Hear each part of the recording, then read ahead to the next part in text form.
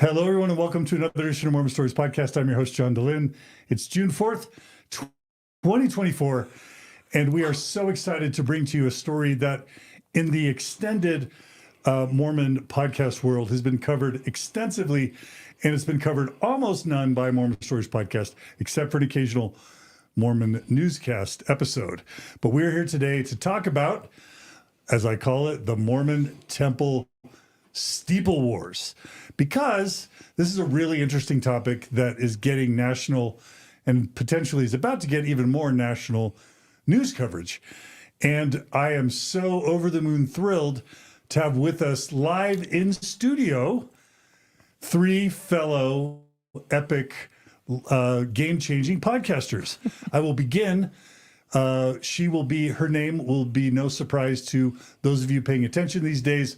She's a force to be reckoned with, the one, the only Rebecca Biblioteca. Hey, Rebecca. Hey, John. How are you tonight? Thanks for joining us. Oh, I'm so excited. You know this topic I talk about to death, so I'm really happy to be able to do it here on your program. For those who don't know, and all of you should, Rebecca is a co-host of the podcast called, and the YouTube channel called, Mormonish. And y'all have had a great year, haven't you? It's been really fun. Yeah, we have just had so many amazing guests and much amazing support from fellow podcasters. That's one of the funnest things, and really interesting topics. And we kind of fell into talking about temples. And I think we've done about 18 podcasts so far, updates every couple of weeks, because it's just a story that keeps on giving. Yeah. So you're really kind of an expert on the story. I had a journalist or two reach out to me, and I'm like, Rebecca. Yeah. Rebecca's the person to talk to. Anyway, Rebecca also has helped out with the Mormon Stories Book Club from time to time. She has her own book club called the Good Book Club. You're just, you're almost everywhere these days, Rebecca. I'm overexposed. And you just got a nonprofit approved. Do you want to talk about that? This is true. We've been trying for a while to become a 501c3. We had some clerical issues, but we had some help from friends, and we actually are a nonprofit now, which is amazing because we have a lot of people that have, told us we'd love to donate and we'd love to help you guys. And so we did it. We're really excited. I know it sounds like a small thing, but for us, it took a lot. We did it. So subscribe to Mormonish on YouTube, and also donate to, is it the Mormonish nonprofit? Yeah. Is that, okay. Yeah. All right. Yeah. Excellent. Our Okay. links are all in our show notes and on our YouTube page and Facebook. So. All right, Rebecca. And if that weren't enough, we have appearing, is this for the first time, Landon? Yeah, this is my first time. We have Rebecca's partner in truth, as I like to say, truth and righteousness, Landon. Hey, Landon. Hello, John. Thanks for coming. Hey, good to be here. What has taken us so long to have you on Mormon Stories? I couldn't tell you. It's my fault. My bad. But we're atoning today. That's right. I'm excited to be here. This is a topic that we're passionate about, so glad to be here to discuss this. Super happy to have you. Y'all are doing great work. Thank you. And I was going to say last but not least, and then I was going to make some joke about the dregs of the podcasting world. Just kidding. We have the legend, the greatest, most handsome, most intelligent, most witty, most funny. Did I say most handsome already? Yeah, but you can say it again. Most handsome Radio Free Mormon in studio. Hey, RFM. John, I just happen to be in town, and I'm showing up on the Temple show. So I will try to keep my comments to a minimum. By the way, Rebecca likes it when you refer to Landon as her caddy. Just Yes. saying. So if you do that a few times, you'll be making her happy. We can't take you anywhere, can we? Well, I'm really thrilled to have you all three here and to talk about this super important episode.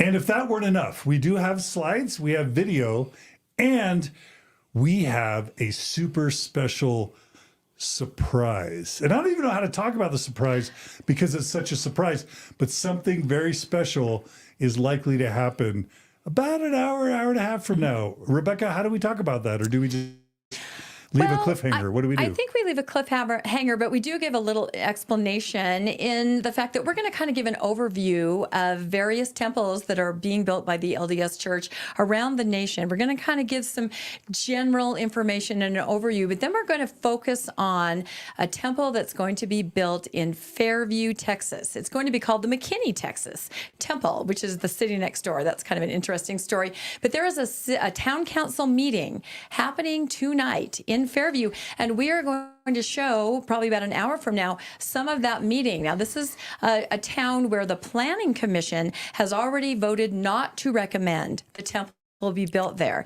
And again, the story behind this and all the temples that we're going to discuss is that these temples, they're attempting to build them in areas that are residential and not zoned for a building of that massive size. So there's sort of a playbook in getting into towns and working around the systems. In McKinney, this is the first area that we've covered on Mormonish podcast where the Planning and Zoning Board actually said, we recommend no. Not in the way that it's been presented back to the drawing board. We have never seen that before. In every other town, through various means, it's been approved. And so the meeting tonight is the town council. It goes from the recommendation of the planning board to the town council. So this is a big deal. And Latter-day Saints are mobilizing to support. Residents there are also mobilizing to say, let's think about this for a minute. Let's work with us. Let's find a different workaround. So hopefully in our conversation leading up to the meeting, you'll kind of get the big picture on this. And then when you watch a little of this meeting, I think it'll be really interesting to all of you. All right. And of course, we're really grateful for our live audience. We've asked Maven to both moderate the chat and star any super interesting comments or questions. So Maven, thanks for doing that. And Julie is holding down the time codes and show notes. So we're ready to begin. And we've got all these slides that Rebecca and Nemo helped us put together. Nemo the Mormon has been covering this topic as well. And so, Rebecca, why don't we have you take it away? Let's do it. And that's true. I should mention Nemo. He kind of caught the temple busting bug, and he has been doing a really good job of getting information on a much wider scale than the rest of us. So good for you, Nemo. You're amazing. So yes, we're calling this the Mormon Temple Steeple Wars. And I did put together a few slides just to kind of go through some things in general. How we even started this crazy business on Mormonish. One of our viewers contacted us and said, there's something happening in Cody, Wyoming. The LDS Church is proposing to build a church in a residential area, and there are some residents that are confused, concerned, and wondering what's happening. And they wondered if they could reach out to us, and maybe we could give them some background or information about the LDS Church and try to help them understand what was happening in their town. So if we go to the next slide, we can show you a picture of the Cody, Wyoming temple. If you, John, maybe want to read really quickly the stats on the screen right there. Yeah, so Cody, Wyoming temple, 10,000 square feet, 101 foot high spire. Pay attention to that number of the height of the spire. It will come again at other temples. And announced 3rd of October, 2021. And let me just add, we should all tell those Never Mormons who don't know that, the current Mormon prophet, Russell M. Nelson, has sort of taken on as his brand or his shtick or his special focus, just outrageous high quantities of temple building. In the past, Mormon prophets have built, I don't know how many temples on average in the past 5. Yeah, I mean, he's leaps and bounds beyond anything that any other prophet has tried like attempted to build. Hundreds? Yes. Hundreds, yeah. About 20 announced at each conference, I would say. Yeah. And a lot of these are not built yet, but they're in the works and they're announced. Yeah. Okay, so Cody is now is 101 foot super high, not so super high? It's not super high compared to some of the other ones that we're talking about. But again, Landon and I visited Cody, Wyoming, and it's right there in a residential neighborhood, right smack between a couple of houses. It's on some land that was donated by a member. And before the town even knew that there was a temple there, of course, the LDS people know it's introduced in conference, announced. Modules, I'll call it a tip-up temple, a pop-up temple, had been moved onto nearby land that was owned by a member who had donated the land for the temple. So those modules were already sitting there before anyone in the town, the sleepy little town of Cody, Wyoming, even knew that anything was happening. And as we talk about today, the playbook, and maybe Landon can talk a little bit more about this, this is kind of how it is. There's a lot of things that happen behind the scenes before your normal resident wakes up in the morning and there's a note on the door or a letter in the mailbox that says, hey, there's a temple coming and there's a meeting in 2 hours. I'm being facetious there, but very quickly. Would you say that's true, Landon? Sort of a behind the scenes things happening before people recognize it. Yeah, and I don't think we even recognized it when we first started to cover this. We went up to Cody, we started talking to some of the residents, and we could see by the time we started watching it, they were already in the planning meeting process and going through the permitting. But what we learned as we started seeing different temples start contacting us, we got contacted by Heber after Cody, and then we got contacted by Lone Mountain, Nevada. in Nevada, and then McKinney Temple. So, but as we started comparing the different things that were happening, we started putting a playbook together, and we could start seeing what was happening.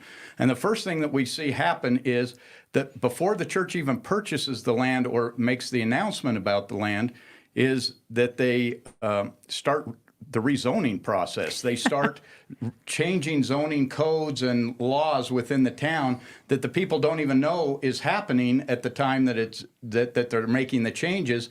And then sometimes they make it under the guise of high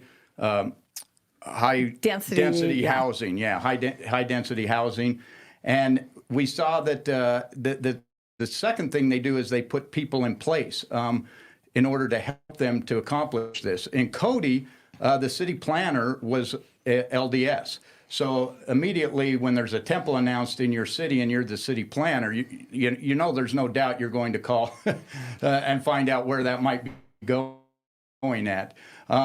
So not only they put the city planner, but they put onto the planning commission, they put on someone who was LDS, who was a bishop. They released him as bishop just in time for him to get on the board, and that happened just 3 months before they announced that, before they applied for the permit.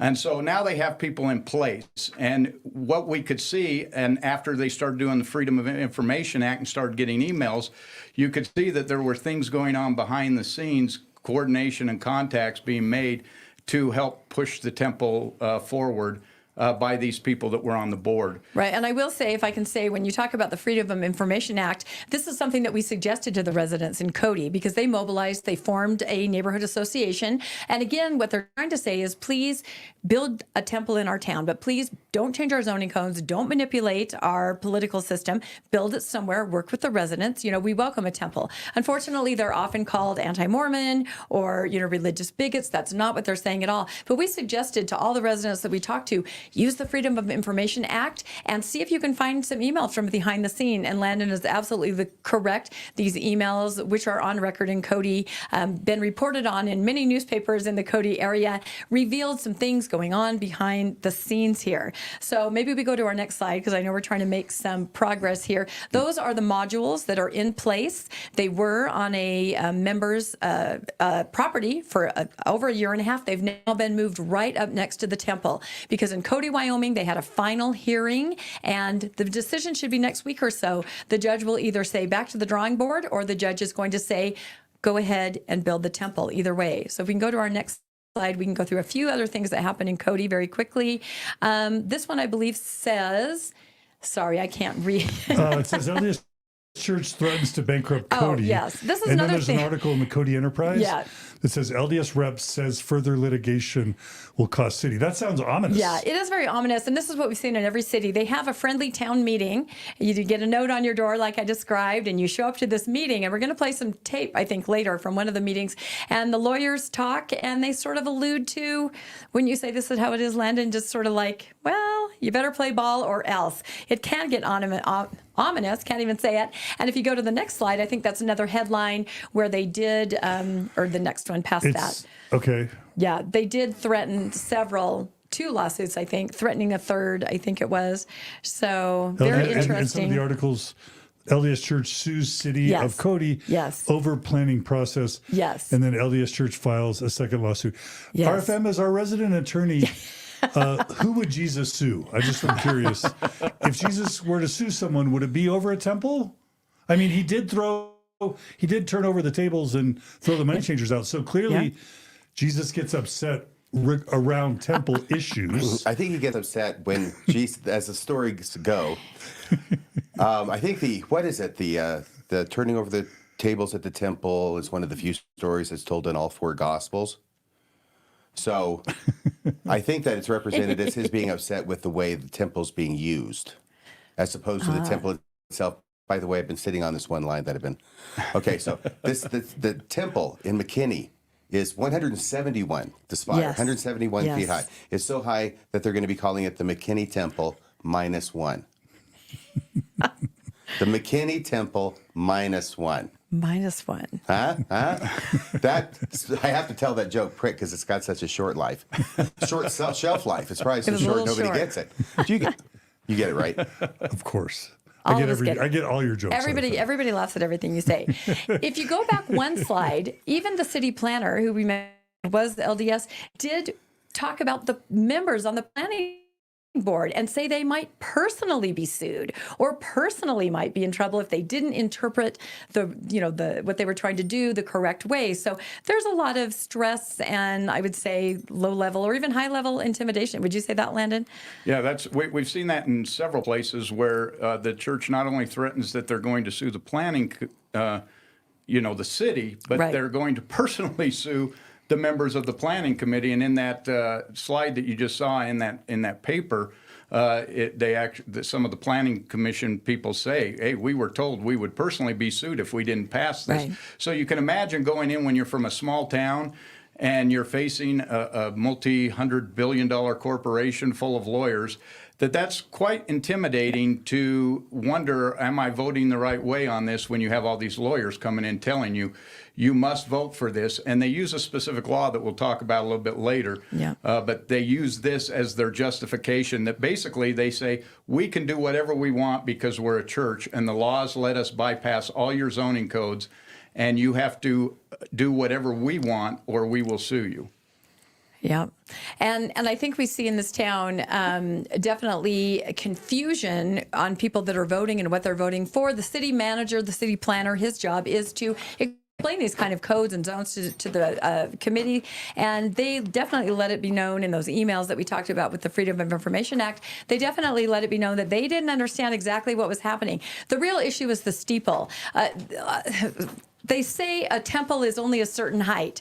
Maybe it fits in. And then the steeple doesn't count as part of the building. That's the issue. Those are the workarounds that they're trying to go to. And so there's all kinds of variances and things. I know it's very complex, but the idea is, does this building, this height, fit into a residential neighborhood?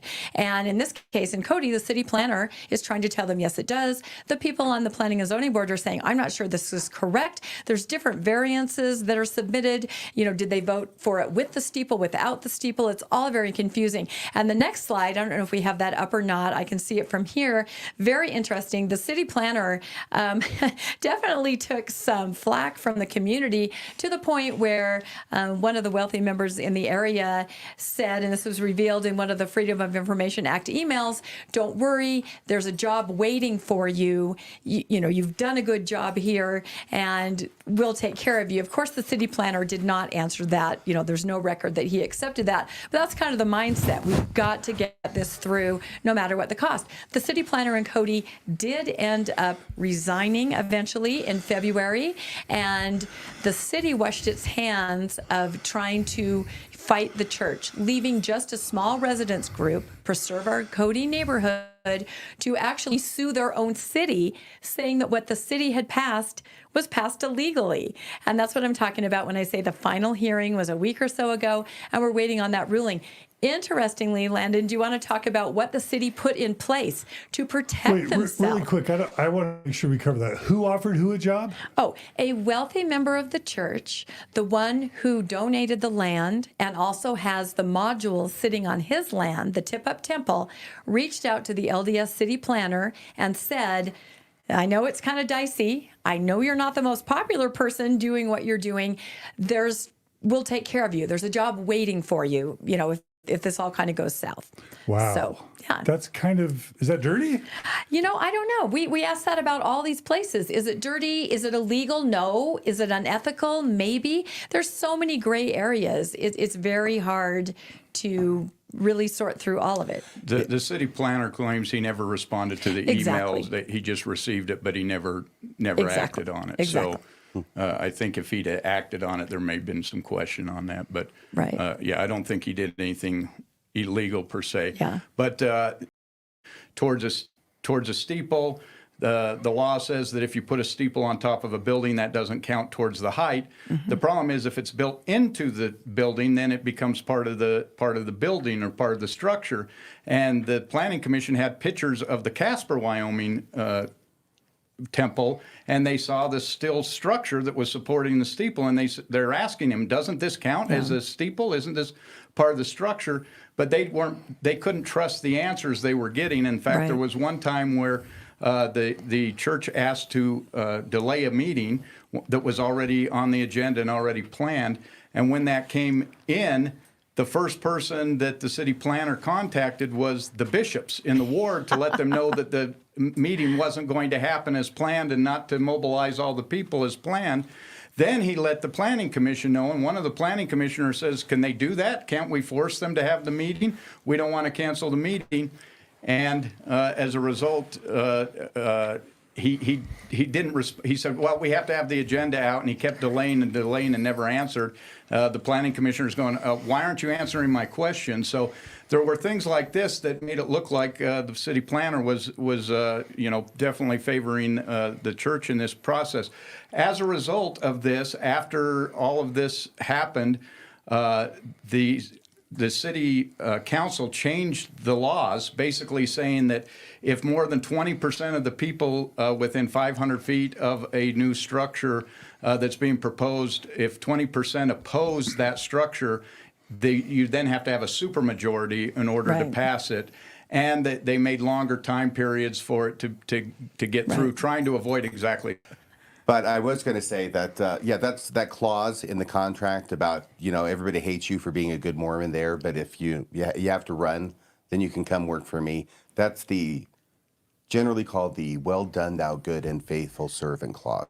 That's what the Mormons call it in the contract. Yeah, and we see this pretty much in every city that we deal with, especially in Cody, our first experience. They said, well, we're a church, they're a church. I'm sure that we can work this out. We're not a church, but we're God-fearing people. We have our own denominations. We can all work this out. And within a month or so, they're saying, what is this? This seems like something else, not a church, more like a corporation, and how they're being dealt with. So these kind of shenanigans behind the scenes, I think you'll see as we go along that we're seeing these in all cities in different forms, but sort of a similar playbook. And one thing that most of the residents can't understand, what's the motivation? Is it financial? It's not financial. Why would the city planner be doing this? Why would he be, manipulating things behind the scenes? And so we've tried to help people understand this idea that you give your time, your talents, your resources. It's not a financial benefit. It's a promise that you've made. And we do try to help our residents understand that this is the motivation behind all of this mobilizations. Let's see if we can go to our next slide and get through some of these others. Again, you'll start to see the parallels. So that's Cody. And again, final ruling is going to happen. We'll see either the temple starts being built or it's back to the drawing board where they will have to be working under those codes, the new codes passed in Cody that Landon explained. So Heber Valley, Utah, everybody's LDS. Let's just exaggerate and say that. But as far as people on the committees and the councils and the commissions, I think the population is about 50-50 LDS. Do you want to read the stats there on the temple? I do. It says 87,000 square feet, 216-foot high spire, much higher than Cody, Wyoming. Twice. Announced 3rd of October, 2021. Yeah, this is a monster. This is a gigantic temple, and it's built on county land in the middle of the city. So all they had to do is go to the county and petition to get pretty much everything changed. Wouldn't you say, Landon? The lighting, the height requirements, almost every single thing was changed, not by a vote of the people, but simply by a vote of the county commission. Let's go to the next slide, and we'll just talk about that for a minute before we talk about specifics of the temple. This is how large this is. The building on the right is the temple. Right next to it is a giant tabernacle that's in town. Then you see, I think, a stake center and the teeny tiny little, or is there a house? I'm sorry, I can't see the slides so closely here. Okay, so yeah, there's a 5'7" person at the far left. Teeny tiny. Then to the right of that, there is a compliant height restricted residential home at 35 feet. Correct. Then there's the Heber City Town Hall at 95 feet. And to the right, there's the Tucson Temple, which is 38,000 square feet in size, 70 feet tall. Yeah. And then there's the Heber Valley Temple, 210 feet tall. That is monstrous. It's massive. None of these residents understand how big these are at all. And as I said, nothing this high had ever been allowed. There were dark skies ordinances. Everything was overturned like that by the county commission. And if you go to the next slide, we can talk about what it's like. Like we said, it's different in every town when you have a predominantly LDS political body there. So as you can see there, I think it's the slide. Sorry, it's a little turned from me, but I believe it's the groundbreaking, yes, of the Heber Valley Temple. And you can see on the left, there is President Nelson and Wendy with their golden shovels. And standing right next to them is a member of the county commission. This is the person that's going to make these decisions for all residents, LDS and not LDS, on whether or not the temple should be built and, you know, what codes and ordinances should be followed. The other picture is somebody else. I have it written there on the slide. I'm so sorry. I'm so far away from the slide, but he, I believe, is a planning manager. County planning director. He's the director. So again, there are LDS members that are in key positions that, you know, can help the temple move through. Now, our next slide I thought was very interesting. Of course, some residents started to mobilize. We were contacted by them. There were 2 lawsuits that were filed. One was a Dark Skies Save Our Wasatch back because they changed the Dark Skies ordinance. They've been in place for 20 years and they changed them instantly. Of course, they didn't say they did it for the temple, but it just seems like so much of a coincidence. And then there's another lawsuit just from some residents that are there. So this is our friend who was a member of the Dark Skies lawsuit. That lawsuit has since been dropped because, again, money, right? You're fighting the church and you're just a resident. So we're only going to play part of this, but she went before I think it was the county commission meeting to try to talk about dark skies. And I just want everybody to hear what happens when a resident addresses a predominantly LDS council. So we'll just play it up to a certain point, I think maybe like a minute and a half, and then I'll say stop. But to me, this is very important. All right, let's roll the tape.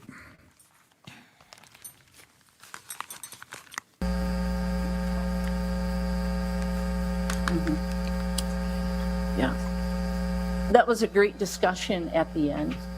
We actually missed the interlocal. We didn't catch that it was on the agenda, but we have gone back and watched it and really appreciate the discussion that took place with Heber and Midway as well. I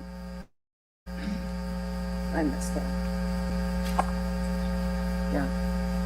So, and I know there's a meeting with for MIDA tomorrow as well, so we're going to come there as well because supposedly they've adopted some type of dark sky ordinance as well. So we want to understand that better because we're really interested in the whole Wasatch back area. Let me say this. We talk to a lot of people all over the valley, and we interact with a lot of people all over the valley. And mostly what we've heard is it doesn't matter. They're not going to listen. They've never listened. They won't engage.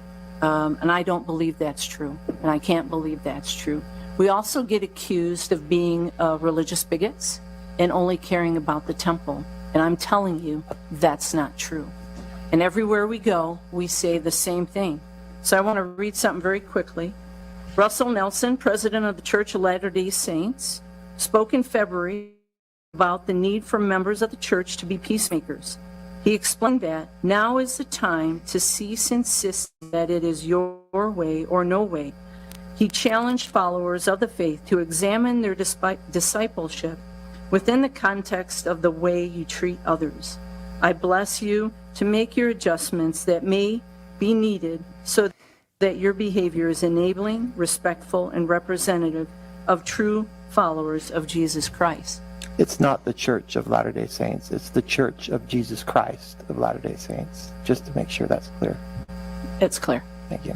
I was reading how it was written. Okay. My apologies. So what's the point of that comment? The point of that is, Yes. I mean, are you saying we're not?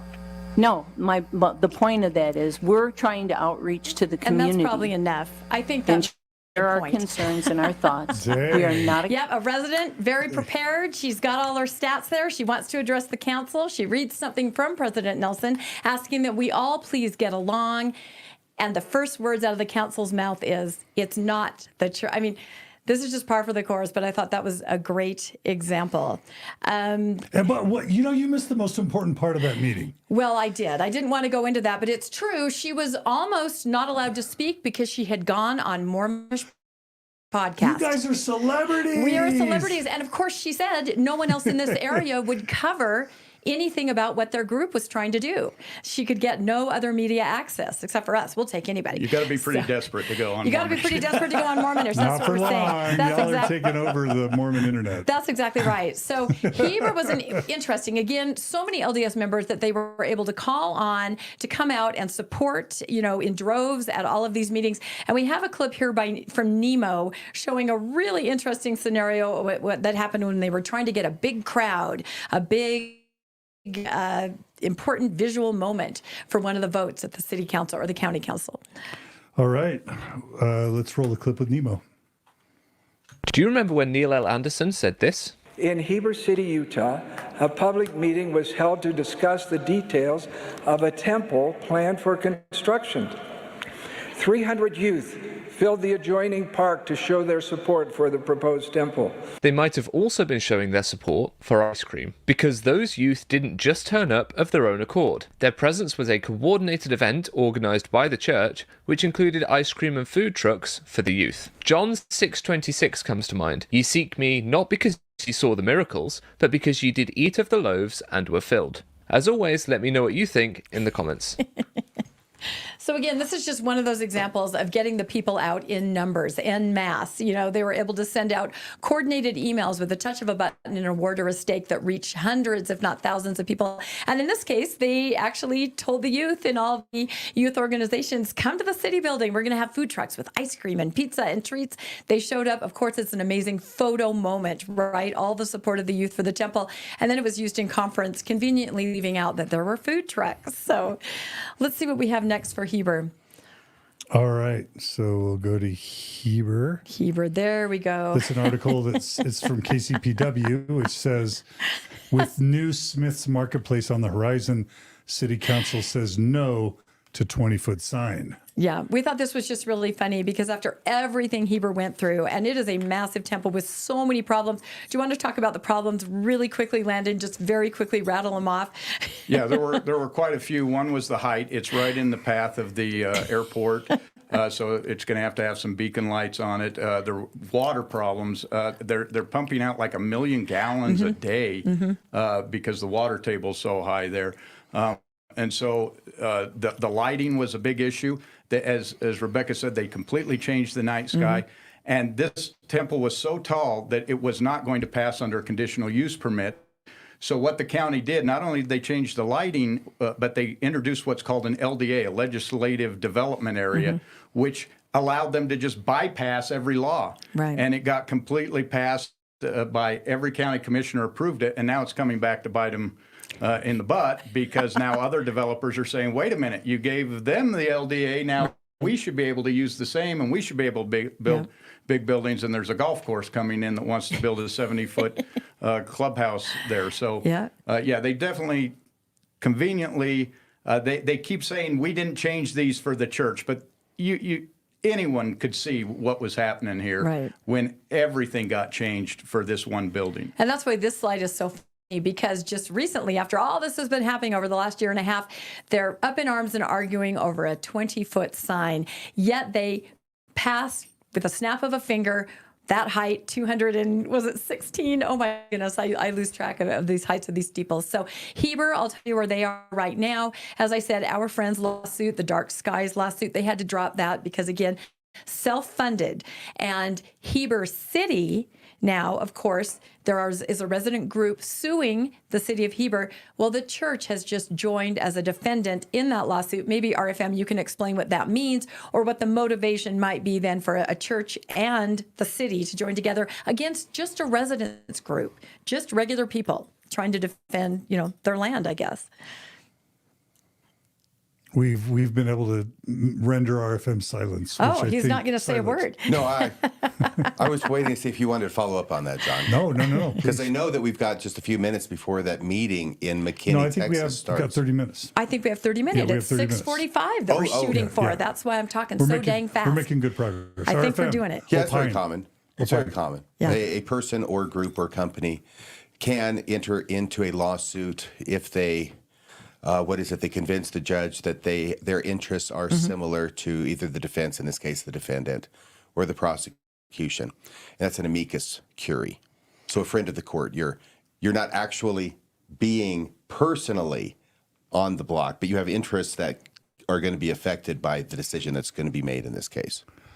Can I make a comment on that? Please. What that does is, what the precedents that they set there is, if you're a small town planning commission or city council and you're being told you're going to get sued, and then the citizens group who is doing a GoFundMe account and might have $8,000 tells you they're going to sue you, which way are you going to sway? Yeah. You're going to say, oh, the church is going to basically cover my costs to defend this if I vote in their favor. If I vote against them, the city's going to have to pay millions of dollars in a lawsuit. So it really it really puts the citizens at a disadvantage, because the council is going to play it safe and vote with the church having them cover the cost of the lawsuit as opposed to them having to do it. Yep, that's absolutely correct. The citizens almost don't stand a chance because, like you said, they're just raising their own money and crowdsourcing it, crowdfunding it. So. And again, I should say to everybody listening or watching that, this is a much bigger story. You can Google, there are newspaper articles everywhere about each of these towns. People have podcasted about it. Mormonish has done that. So it's a much bigger story. We're just kind of trying to give an overview. So I think we're moving on to Lone Mountain. This And I is think Nevada. people are saying the glitchiness has gone away. So it was worth doing. Somebody did some kind of a, All right. Hocus pocus. That's right. Was that Wayne's World reference you just did? Yeah. It was a little like a bewitched or something. Yeah. Okay. All right, Rebecca. What's Okay, next? Lone Mountain. We're speeding ahead. Here we Lone go. Mountain, that's this is Vegas, Lone right? Mountain, Nevada, with the Las Okay. Vegas Planning Commission, and this is where things really started to heat up. Heber and Cody, I refer to as the OG temples. Right? They've been going on for about a year and a half. These are new. These are hot. These are right now. These are real time. Would you like to read the stats on? This You is can't read all the another way from there? monster. Yeah, I know I have reading glasses on my head, but I don't think even those will help. All right. So Lone Mountain, Nevada Temple. Let's get ready to rumble. Sorry, that was a joke. Okay, 70,000 square foot, 215 foot high spire. So is it 1 foot shorter than Heber? Is that, did I Yeah, get just that barely. right? They're about the same size, although the double spire in Heber and the single spire here. And then it's announced October 2nd, 2022. Yeah. So again, if you go to our first slide, the first thing, the residents, they know nothing about this. Although while they were sleeping, it's Do you kind want of me to like read this, or what should the people know who's and from who it? built. No, can I see what the slide is, and then I It can. says neighborhood meeting. It's a little see. invitation. Yeah, exactly. What I was going to say is before people receive this flyer here on their door or in their mailbox that says, hey, temple's coming to your town, come to this meeting. There are a lot of things happening behind the scenes, and especially here in Lone Mountain, a lot of things while the residents are peacefully slumbering. So the first thing they found out is a temple's coming to your town. This is exactly what happens, and they're invited to a meeting. So we can go to the next slide. It's just general. It'll be at this time. Okay, It'll be so at this that one time. is a big letter, and then I actually did a close-up to Yes, read it. exactly. So what is this email? So, the letter? residents are like, well, this seems okay until they went to the meeting, and it's usually the church's law firm. In this case, it was, and some representatives from the church. The meeting was held at a church building, and they kind of got an idea of, oh my goodness, what is this? What's happening? And so one of the residents that we've been working with wrote this letter to the city council. And I will tell you that it's so interesting. They kind of Googled, an LDS temple is coming to our neighborhood, and they came across a lot of the things that we had podcasted about. They contacted some of the other residents in Heber and Cody, and they were able to mobilize extremely quickly. So the first thing that they thought of is, what might influence our city council? Now, in Cody, there were some LDS members there, perhaps, manipulating it. We don't know for sure. In Heber, there were many members that were LDS, perhaps. That had sort of an effect on the outcome. So what could influence this city council? There were no LDS members, and our residents thought, well, I wonder if, I don't know, could something monetary be an influence? So maybe you can read that one paragraph that they wrote to the city council, just asking some questions they had about the temple, some things about things they didn't quite think were maybe ethical, or just they were irregular in what was happening in Las Vegas. All right, I'll read it now. So Yeah, just that highlighted. You can put that it up. says, It's a great letter. So the letter is Dear Councilwoman Alan Polensky. Yeah. And she is the council person for the ward that they're called wards. Yes. Not How church confusing. wards, but civic wards. And she's the Yeah. councilwoman for the ward where the temple's going to be built. Okay, so I'll read the excerpt from that. And it says, also of note is the fact that you have accepted, $10,000 in contributions from the law firm camphor crowel that is representing the developer. These donations occurred the same year the property was acquired by the developer, $25,000 on 6/14/2022, $3,000 on 9/9/2022, and $4,500 on 12/2/2022.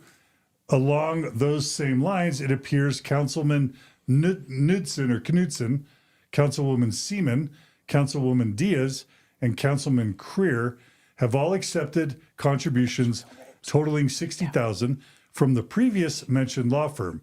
In total, the council has received $70,000 from the single law firm, $40,000 of that occurring either right before the land purchase or right after.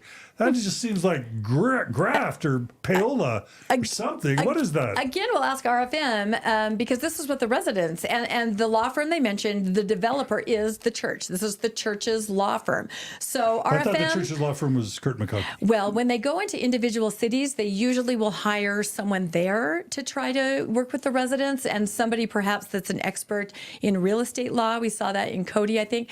So maybe we ask RFM, not illegal, unethical. I mean, how do we spin that? The residents were definitely concerned.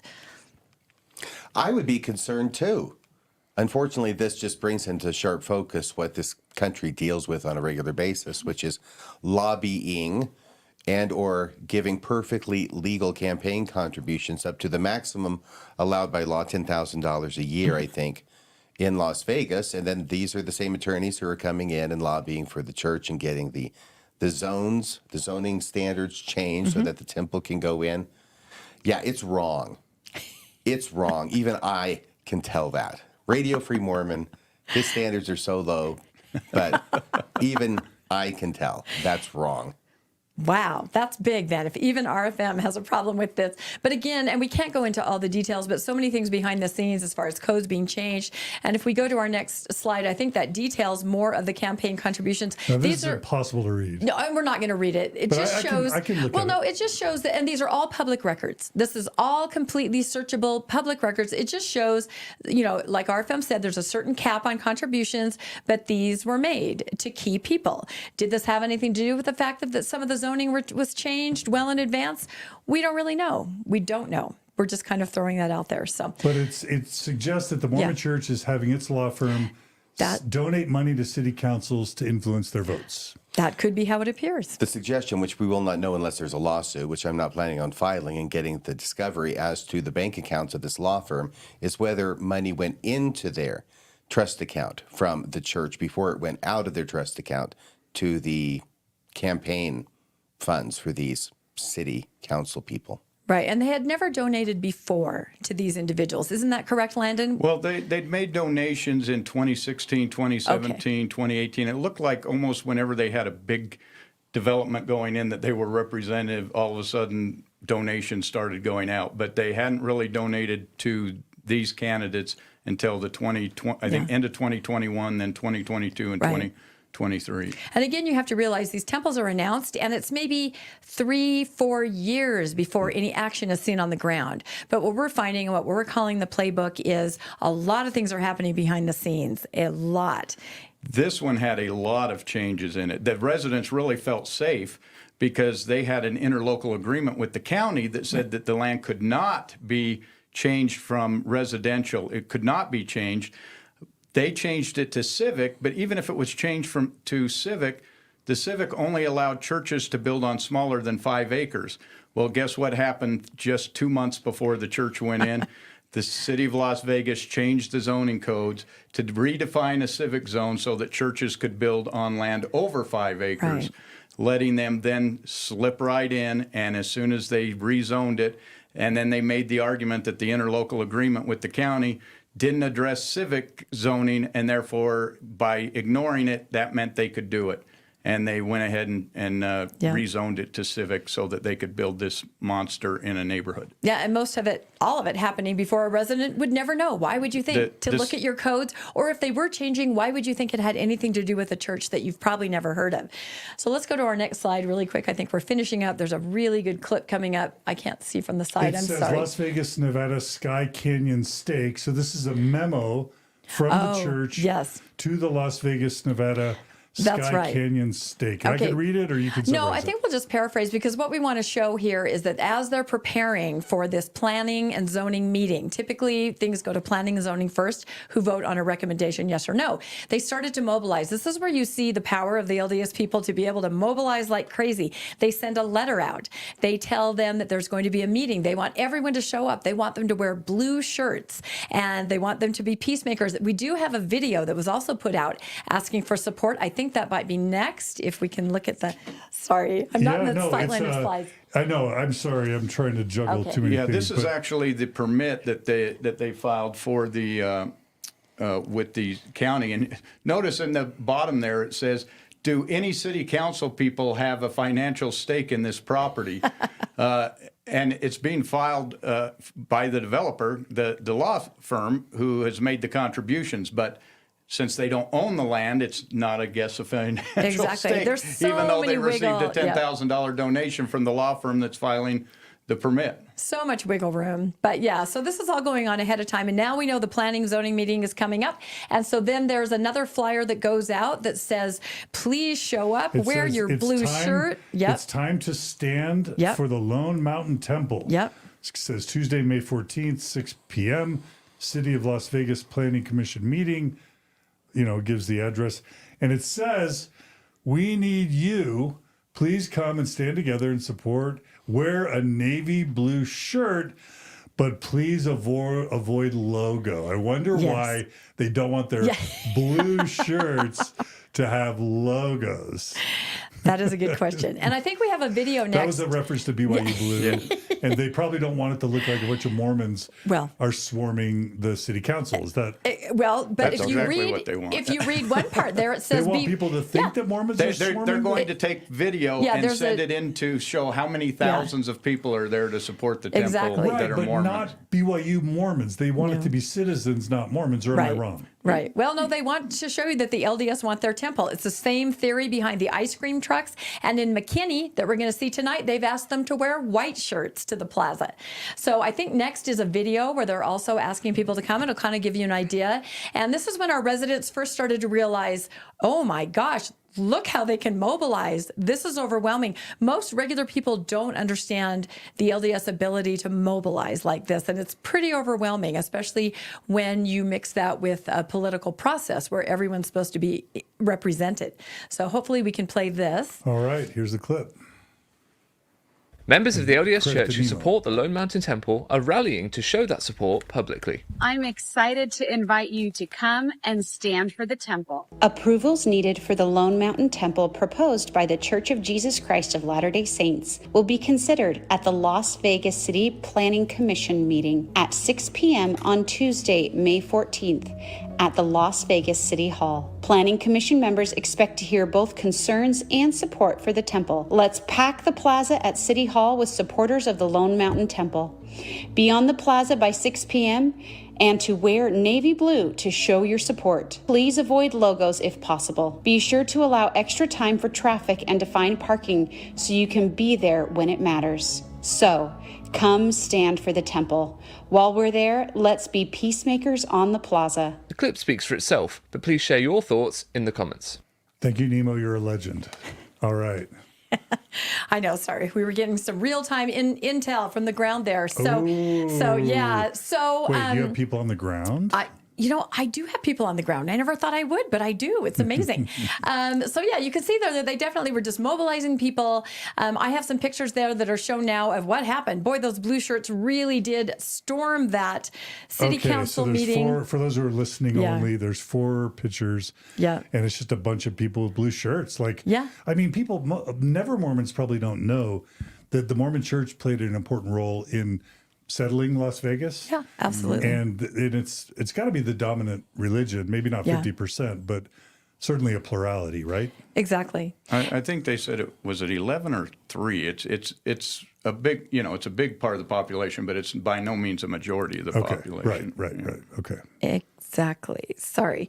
No, it's fine. And so if we go to our next slide really quickly, because I know we're getting short on time here, this is a picture of inside of the Lone Mountain or the Las Vegas. I think they had to move it to a larger venue, but you can see the people, and it was several hours of residents standing up. We do have many clips, but I don't think we're going to be able to play them up front. We might on the other side of the meeting. I think it will take too long.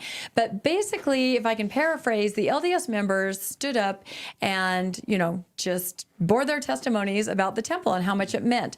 The residents stood up and talked about zoning codes and laws and perhaps, some wonky behavior behind the scenes. And it was just really interesting to see this just juxtaposition. And I know tonight that we're going to be showing the McKinney meeting probably in just a few minutes. I think we're going to have to go over there. And so we're not going to have a chance, I think, to talk about McKinney exactly, but we do want to mention one really important thing about McKinney. And this is something that showed up there that we've never seen before. There is a law called RLUIPA, Religious Land Use and Incarcerated Persons Law. And the church uses this. It's supposed to be a shield to protect religious groups. Like if you want to build a mosque in a town and a town has a prejudice, this law would protect so that the town couldn't vote that down based on prejudicial behavior. Well, the church unfortunately uses this law as a sword, and it says we can build what we want, where we want to build it, and we want to build these incredibly high buildings. Well, they tried to say this in Cody, and Cody said, well, you have other buildings that aren't very tall. Can you show us in your doctrine or in your dogma where it talks about a steeple being an essential part of your worship? And they couldn't really. So in McKinney, we see letters show up. And since I can't see the slides very well, I don't know if we can get right to it. So we're on the McKinney. We're just going to preface it, right before we get there. Yeah, really fast. Okay, here's a photo of McKinney, Texas Temple, 43,000 square feet, 173-foot tall spiral. Yep. Okay. So there's a letter that comes out. That's not that one. Sorry. Okay. Like I said, we're probably going to have to speed through since we can get there. There's a letter that asks people to write into the city council and to especially say, yes, how important the height of the steeple is. And this just takes on a life of its own. In the Planning and Zoning Board meeting, which we viewed of the Fairview Council, they talked, the LDS members talked over and over about how important the height was, how important the light was, how important the walls were. It's really just taken on a life of its own. Wouldn't you say, Landon? Yeah, and they also did that in Las Vegas. Yes. The lawyer actually read something that talked about how tall the celestial room ceiling was, how thick the walls were, any architectural element. And again, Rebecca, I'm getting a report that they're doing a greenhouse first. Yeah. So we have a little bit of time. Yeah, and I was told it was going to be about 6:45. So the point of this is that they're asking residents, they're asking LDS members to sort of make this up. Now, I have 6 decades in the church almost, and I've never heard anything about the steeple height being in the most important part about going to the temple.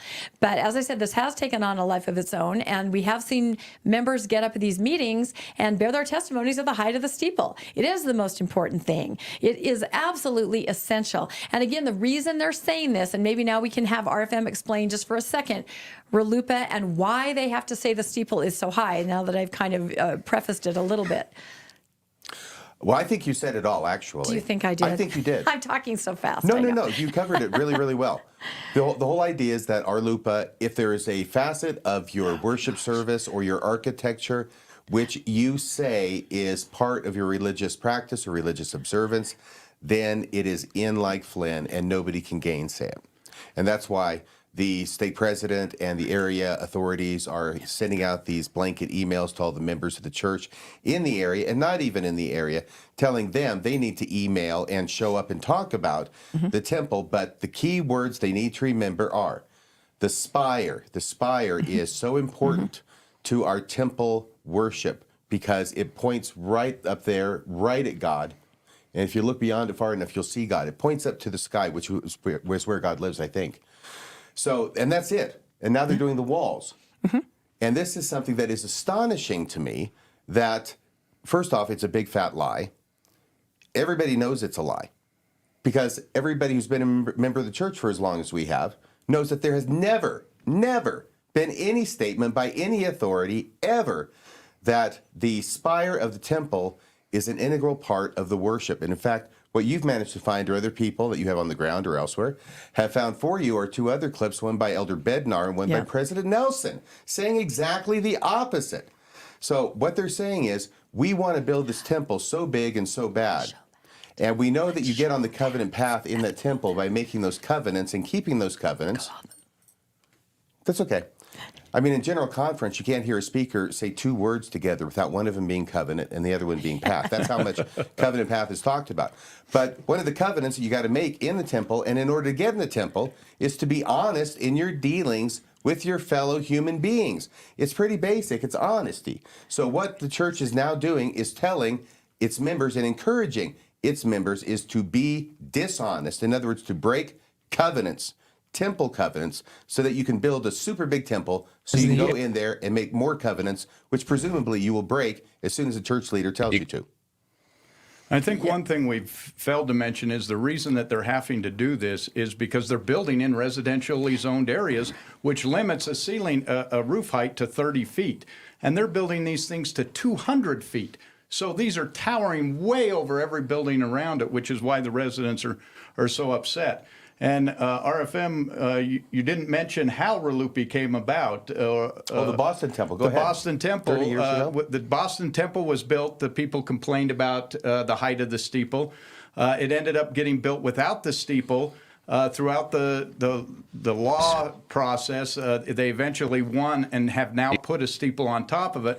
But as a result of that, a law was introduced, the RLUIPA law, it was introduced by Senator Orrin Hatch of Utah, and also co-sponsored by Senator Bennett and Senator Smith from Oregon, all three LDS, who then went to other religious senators, and they passed this RLUIPA law that basically now they use to give them unfettered, that they can ignore every local zoning law that they want. And that's not really the case. RLUIPA doesn't say you get to just carte blanche ignore the zoning laws, but you have to prove that it's an integral part of your worship. And that's why they're emphasizing the steeple, is because they're trying to say this is an integral part of our temple worship. And Rebecca, I know you want to show the clip with Bednar, but I also think it's just important to show how many Mormon temples do not have spires. So if we go to the slide, let's list them all. Paris, France,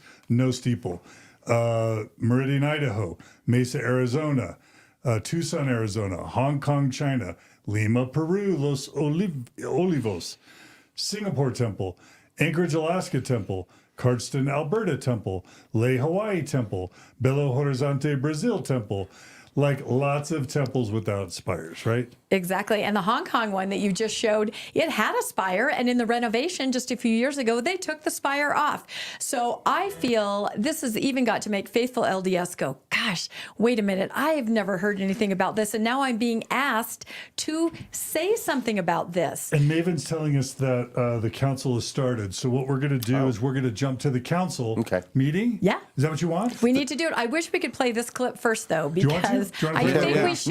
Nothing big will happen in the first minute. Yeah, it's only a minute or two. Yeah, okay, all right, because this to me is the smoking gun of the doctrine of the steeple. This is David Bednar, David Bednar, Mormon apostle. Yep. First time and ever President Nelson. I hear people, oh, that's a small temple. There's no such thing as a small temple. They're just temples. There's no such thing as small covenants or small ordinances. And see, that to me reflects this fixation on it's the building. Who cares what the size is if you have access to the same covenants and ordinances whereby we have a covenant connection with the Father and the Son? We're so blessed to have temples. We'll have increasing numbers of temples as the church grows. But it's not the number, and it's not the location, and it's not the architecture. It's the ordinances inside. Who cares what the size is? Who cares? It's not the architecture. It's the ordinances inside. It's the ordinances inside. It's the ordinances inside. You heard it from a Mormon prophet. Size doesn't matter. Architecture doesn't matter. Ordinances matter. And thank you to the Cultural Hall for making that possible. All right, now we're going to go ahead. Yep. Who did that music anyway? It sounds like We Are the World. You know, those were from the original videos. But again, I woke up this morning with that idea. I contacted Cultural Hall. He's amazing. His content's incredible. And he put that together, which to me, it just shows it right there. The prophet and the apostles have said that doesn't matter, is what happens inside. But we hear at all the meetings, and we're probably going to hear here tonight how important the height is. All right, so we're going to actually switch now to the City Council. Like I said, There I'm will going to be be a brief. I special think we all know guest, what we're here for. I do and want to then we update will switch on back and finish the commentary. comments that I've received. So in the packet, we have, at least the packet says over 1,100. We're now easily over what I've been able to process.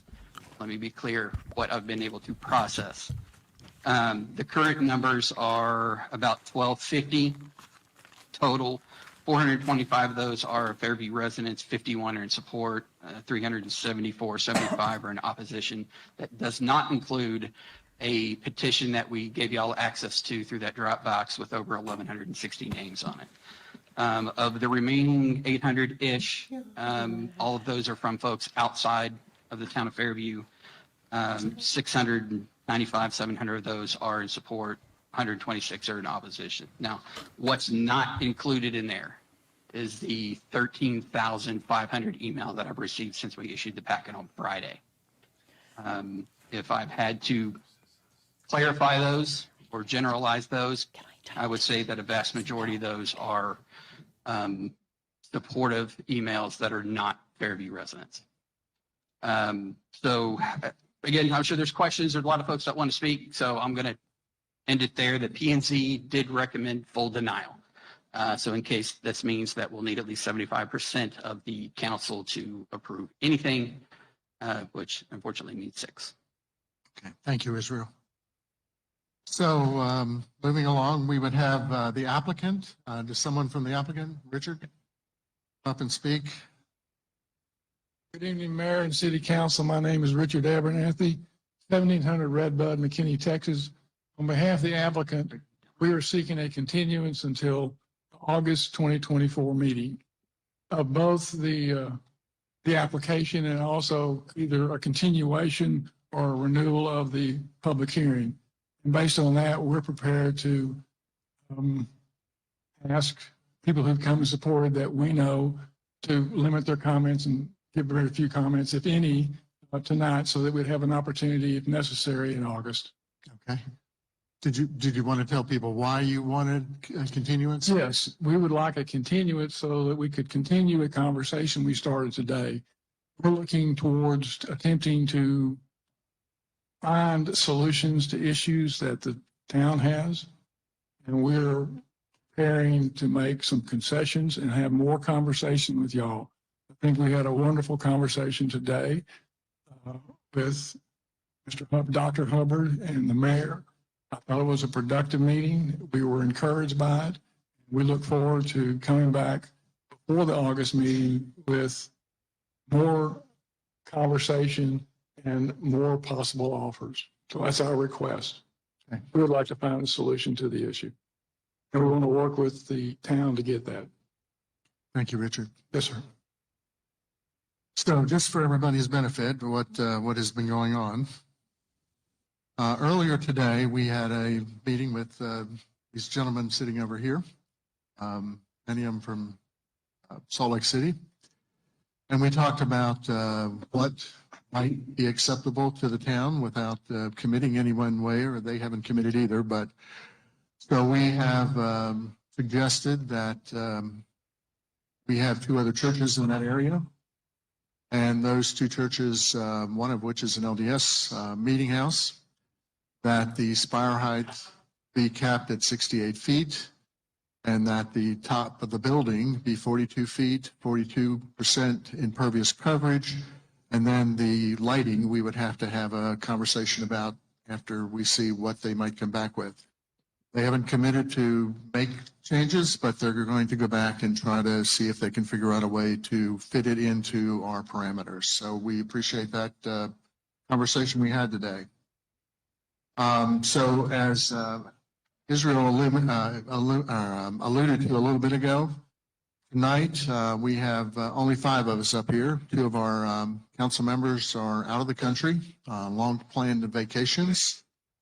So out of tonight, we are able to basically, there's actually 4, but generally we can take 2 actions as we go through this hearing. We're going to give people a chance to talk, and I'll explain how that'll work.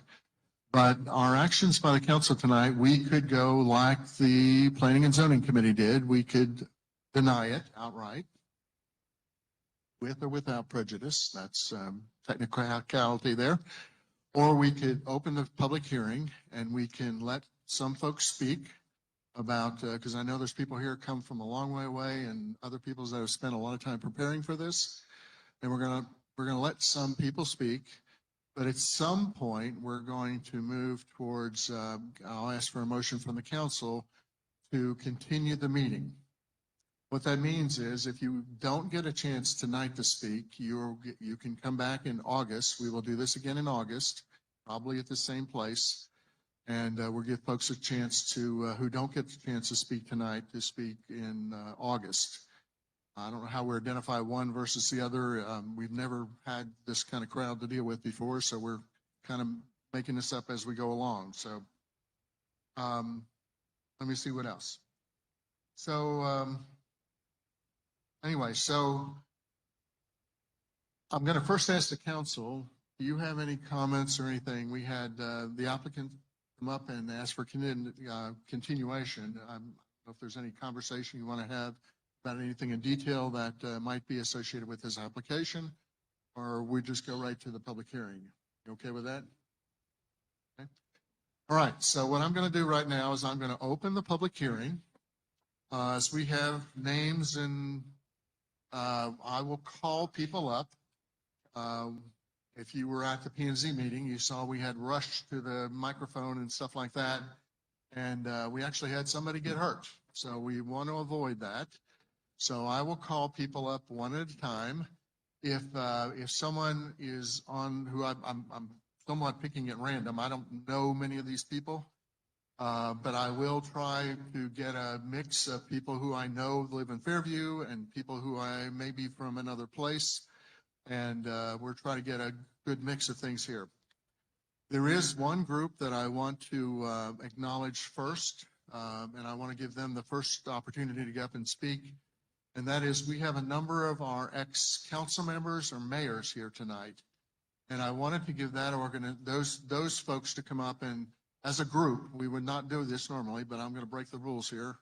So please, those folks, I know Darian's here, Mary, Dick, please come up.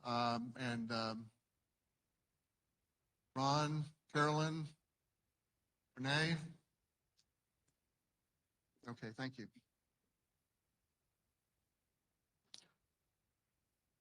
And go ahead. Okay. We have the 3-minute rule though, so everybody knows. That's one other thing I did not announce. Normally, when you come to a Fairview Town Council meeting, we give you 5 minutes to talk. We're very generous. If you go to some of our surrounding cities, you get 1 or 2 minutes. But because of the number of people here tonight, maybe the number of people that might speak, we're going to limit to 3 minutes. So a little bit different for us, but I think we can probably get things said in those 3 minutes. So Ms. Price, go right ahead. I'll do my best. Mr. Mayor, council members, my name is Mary Price. I live at 579 Meandering Way and former council member. Joining me this evening are 5 additional former council members: Renee Powell, Carolyn Summers Erickson, Ron Cajun, Dick Price, and former Mayor Darian Culberson. Collectively, we represent 60+ years of governance and service to the town of Fairview. We are here to address you regarding the conditional use permit submitted by the Church of Jesus Christ of Latter-day Saints. But first, I would like to acknowledge the vast faith community that we do have. Emmanuel Lutheran, Friendship Baptist, Creekwood United Methodist, Woodseed Korean Church, Faith Anglican, Mosaic Church, New Heritage Fellowship, Chase Oaks Church, and Church of Jesus of Latter-day Saints Meeting House. Fairview has always welcomed and continues to welcome faith communities to call Fairview home. The following comments are about the request of the applicant. The applicant is planning to build a second structure, a temple, in the zoning residential 1 acre minimum. Height restriction in this zoning is 35 feet. LDS is asking for a height of 65 feet with additional height of 173 feet, 8 inches to the top of the spire, 5 times higher than is permitted in RE1 and 5 times higher than existing neighborhood residents in Fairview and Allen. If the CUP is approved, these long-established homes will be living in the shadow of the temple. Our town has proudly represented the motto of keeping it country. The vision of keeping it country was established in the early 90s when growth was happening all around us. The town leaders at the time, which Carolyn was one of them, wanted to ensure homeowners were protected by zoning and keeping Fairview unique with the trees, open space, and dark skies. Some have said, keep it country left when 7-Eleven came in. Others have said, how do you have country with a Macy's? The reality is we are living the vision of keep it country that was set forward back in the 90s. Commercial with larger buildings will remain in the zone commercial areas. Those preferring small lot homes is a subset of the commercial district. Further east, further east in town, the lots are larger. Fairview offers something for everyone. So here we are today, Fairview United, keep it country, needing to defend our ordinances and asking you, council, to deny the request for this non-conforming building that prefers to be known as the McKinney Temple in Fairview and built in the backyards of our Fairview residents. We encourage the LDS community to revise their plans. We ran out of time on yours. Does somebody else want to speak? Thank you. We encourage the LDS community to revise their plans to meet the current zoning with any precedents already established. Thank you, Renee. Thank you. Good evening, Mayor Lessner and Town of Fairview council members. My name is Dick Price. I live at 579 Meandering Way, Fairview, and have been a Town of Fairview resident since 1995. I'm proud to be a part of this esteemed group speaking tonight, which, as you just heard, represents more, than 60 years of collective service to the Town of Fairview as elected officials. There is a precedence already in place in the Town of Fairview in both building spire heights for religious facilities, and I believe those should be used to guide the decision process for this temple. That would mean a building height of 39 feet 10 inches as approved for Faith Church in 12/2/14, a spire height of 68 feet as approved for LDS Meeting House in 7/2/13. Further, I'd like to point out that based on previous decisions for other temples located in Texas, the LDS Church should consider the reduction of the overall footprint to be more in line with and respectful of the Town of Fairview's RE1 zone where they would like to build. For comparison, the Dallas Temple footprint is slightly smaller, but then again, Dallas is much larger than the Town of Fairview, and that dynamic should be taken into consideration. It is also worth mentioning that the footprint for this temple, as proposed in the Town of Fairview, is larger than temples in much larger cities such as Chicago, Manhattan, New York, Memphis, and Nashville, Tennessee, as well as international cities like Paris and Frankfurt. In fact, if you were to take the footprints of Manhattan, Memphis, and Nashville temples combined, they would only slightly exceed the footprint being requested for this temple. I really believe a temple with a smaller footprint that has been used in numerous other cities, in addition to complying with our existing building and spire heights for religious facilities, could provide a pathway for accommodating the LDS temple here in the Town of Fairview to more easily blend with the residential community. As a final point, you may have noticed I have used Town of Fairview numerous times in my comments. Where are we meeting tonight? Town of Fairview. This council serves the Town of Fairview and its residents. The temple is being requested to be built in the Town of Fairview. This is not McKinney. It is bad enough for LDS to try and place a grossly oversized building and spire into the middle of a residential neighborhood, but to name it the McKinney Temple is an absolute show of total disrespect and an affront to our residents and all that we, as elected officials, have worked on for over 30 years to not be like McKinney. I would think if the LDS Church would like to be good religious partners in the Town of Fairview, and I fully believe they want to, a name change to Fairview Temple, North Texas Temple, or Collin County Temple would be a much more welcoming approach to truly assimilate into the town of Fairview environment. McKinney may be unique by nature, but the town of Fairview is unique by design. I hope this council sees to it that it stays that way. Thanks for your time.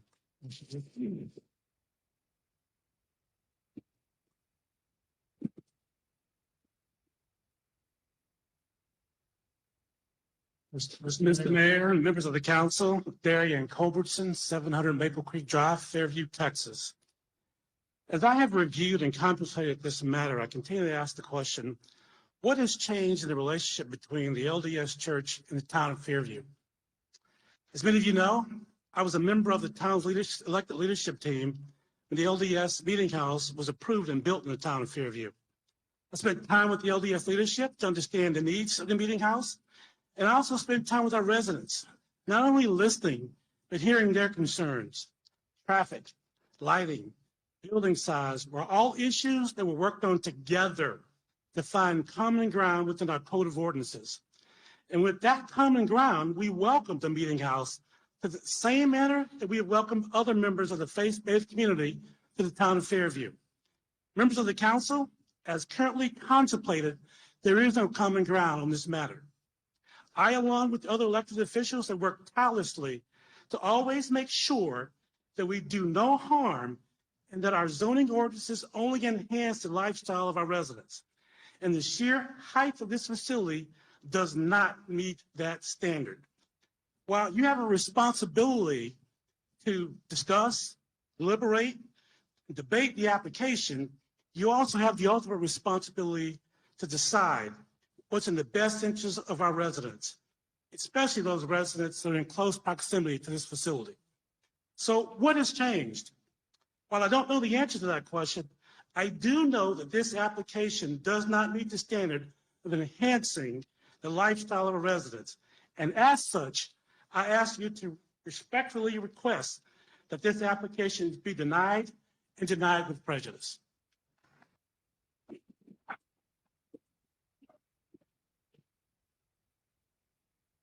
The audience is clapping, but it's not playing the audio for the audience clapping, Thank just you. so people Thank you know. all for your service, and thank you for your comments tonight. All right, I'm going to now go to my pile of names, and I'm going to pull one up that I know well. Jay Jones. There he is. I saw him here. Come on up, Jay. How you doing? And that's your son, right? Well, thank you, Mayor. This is my grandson, Blake, and I asked him to come up to just hold a few photos for us. Sure. First of all, Mayor and members of the council, I'm thankful for a few minutes to just express my feelings. Great question. You know, Mayor Culbertson stated is what has changed, right? The temple, J. Jones, 360 Collinwood Drive, excuse me. The temple is the most sacred building for faithful members of the Church of Jesus Christ of Latter-day Saints. A place where sacred ordinances are held. The rooms, the size of the rooms, the beauty of those rooms, the height of those rooms, the way they're put together, and the steeple, and the size of the building is important in terms of our religious service, in terms of our worship there. So it all comes together to make a temple. Not a meeting house like we already have here, but a temple. Like in the old days. You had synagogues and you had the temple. There was a difference, big difference, okay? We've lived here in Fairview for 38 years. We love it. It's a great community. And we raised our kids here. They went to the Lovejoy High School. The old sign that was Fairview Keeping a Country, one of our Eagle Scouts, Matt Godfrey made, was over here on Highway 5 and Stacy until he built 7-Eleven, as was said earlier. Well, how do we solve this? I mean, we love this place, the temple, and we would like to build it. And we think where we've asked to build it is a perfect location. If you note, most of our temples are built in residential areas. Why? Because the peace and serenity there complements the peace and reverence of the work that goes on in a temple. As I look out my porch, right, I used to see a horse farm there where young girls would come and put their helmets on and jump over the obstacles and things like that. You know, I see Sloan Creek School.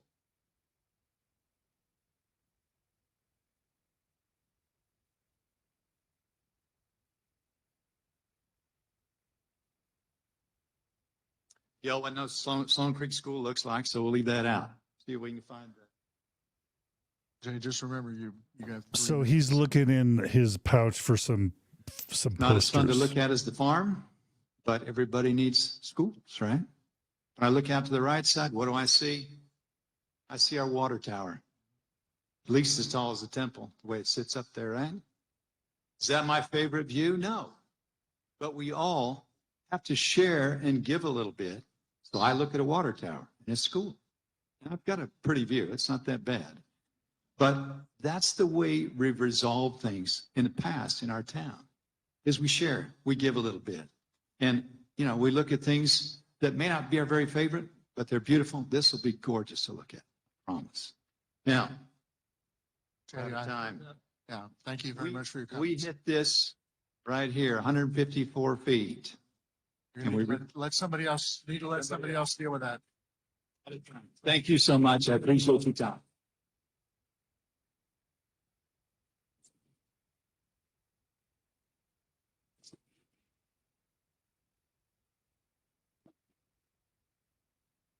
Rebecca, any quick commentary while they're All right, I'm going to call oh, never mind.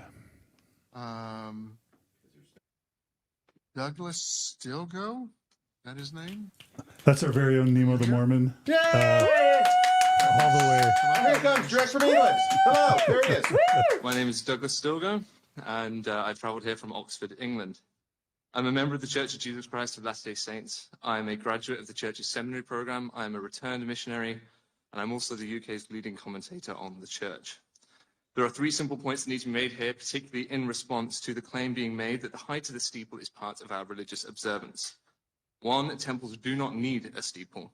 2, the steeple does not have to be a certain height. And 3, architectural design is secondary to the temple's primary purpose. The Church currently has 199 temples that are either operating, being refurbished, or awaiting dedication. All of these are equal in their value to Latter-day Saint worship.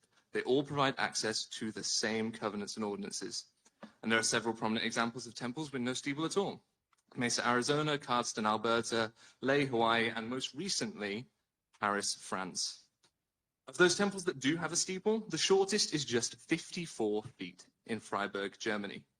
In fact, almost 90% of the Church's temples have a steeple shorter than what is being proposed here in Fairview at 173 feet and 8 inches. It is eminently acceptable to the Church in almost 90% of cases to have a steeple shorter than what they're asking for here in Fairview. The shortest temple the Church has ever built is the Paris, France temple at just 42 feet tall with no spire, no steeple. Yet it has a square footage of 44,175 square feet, the same as the proposed temple in Fairview. Steeple height, therefore, cannot be argued by square footage. And speaking of the Paris, France temple, presiding bishop of the Church, Gérard Courset, said, "There are a number of constraints that we have, the code that we have to respect. But in the end, it is only good because it makes for a temple that everybody accepts and recognizes as theirs." The presiding bishop of the LDS Church publicly declared that respect for planning code and constraints is a good thing because it makes for a temple that everybody accepts and recognizes as their own. Where is that attitude here? Furthering Bishop Corset's point, the Church has said a temple's design, both internal and external, is secondary to its primary purpose. The prophet and president of the Church, Russell M. Nelson, said more plainly in 2022, it's not the location, it's not the architecture, it's the ordinances inside. I've heard many claims that this steeple variance is required by LDS beliefs, and that's simply not the case. The president of the Church has said otherwise. The actions of local leaders are not in harmony with the teachings of the prophet of the Church. And I don't know why they're ignoring the plain teachings of the president of the Church. But what I can say categorically is, as a member of this Church, steeple height has never mattered. I have known throughout my entire membership of Church that some temples have steeples and others do not. I think LDS Apostle David A. Bednar summarized it best in April 2023, just last year, when he said regarding temples, who cares what size it is if you have access to the same covenants and ordinances? And thank you very much.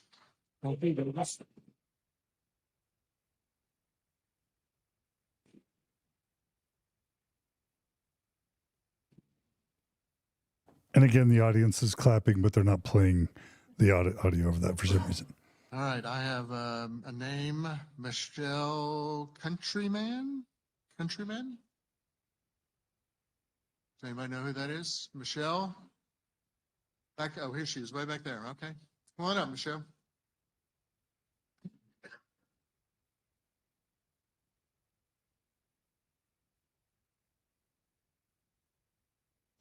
Tell us your name and what your address is, please. Lower it. I'm a lot shorter than most people. All right, my name is Michelle Countryman. I am from 205 New Chester Drive in the city of Fairview. Okay. Good evening, Mayor and City Council members. I want to publicly thank you for allowing this opportunity to have a voice and to speak for our city's future. My name is Michelle Countryman, and my family, who consists of 5 children, my husband and I, have been residents of Fairview for 7 years. I've been a nurse for 20 years, and 5 of those years were in the Lovejoy School District. I love our community and its people, especially the kids, since I served them and had a chance to be their school nurse. I am proud to be a resident of Fairview, even though we've had our struggles. When we first moved here, my oldest started 7th grade and was terrified of starting middle school as a new kid. She made some great friends, but was heavily bullied by another group of kids. They went as far as to opening a fake Instagram account that looked like it belonged to my daughter and posted pictures from an old family blog to make fun of her. My daughter was mortified, so she texted the boy that seemed to be the primary culprit and asked him to remove this account. He said no, and that, quote, every effing Mormon should die, end quote. Where are these children learning such hate? Then just a few days ago, my 13-year-old son and his 14-year-old friend went door to door as citizens of Fairview and Lovejoy students to collect petition signatures for the temple. My son was bombarded with rude, hateful, and angry words about his religion by grown adults. My 13-year-old son. Then later I read on social media that our very own mayor accused me, as I took it that way, of, quote, those young boys have been lied to, what some call lying for the Lord. I was at the P&Z meeting and prepared to share very personal or heartfelt comments intended for my Fairview friends about why the temple meant so much to me. But everyone here already knows what that meeting turned out. But to enlighten those who weren't there in attendance, we were booed, told to be quiet when to speak, interrupted multiple times with no support from the committee, and called names like unneighborly and bullies, and told shame on you to our face with fingers pointed. This P&Z meeting brought back my family's struggles when we first came here, and had since moved here that we continue to follow us through our Fairview resident experience.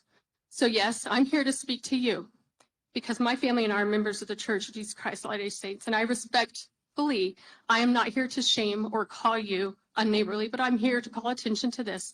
I want you to know that we have no intentions to be unneighborly, and I am sorry you are feeling like we have been bullies. We are standing up for ourselves because we need a temple in Fairview. Fairview needs this temple. The temple will bring peace to this area and for all its residents, regardless of their religion. Thank you.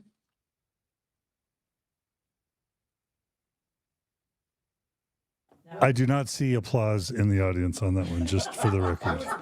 Just for the record. I was applauding. Hey, get off there. Get off.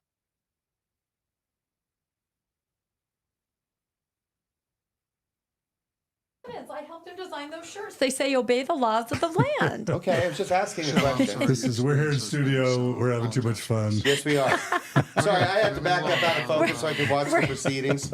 Oh my gosh, it's too much. Here? Okay, Kaiser.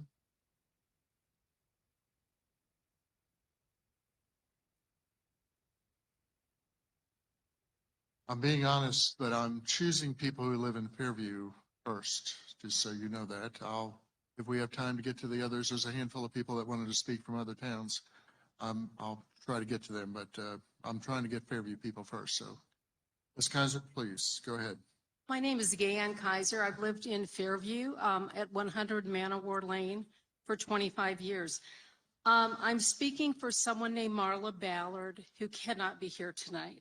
So this is what she wrote.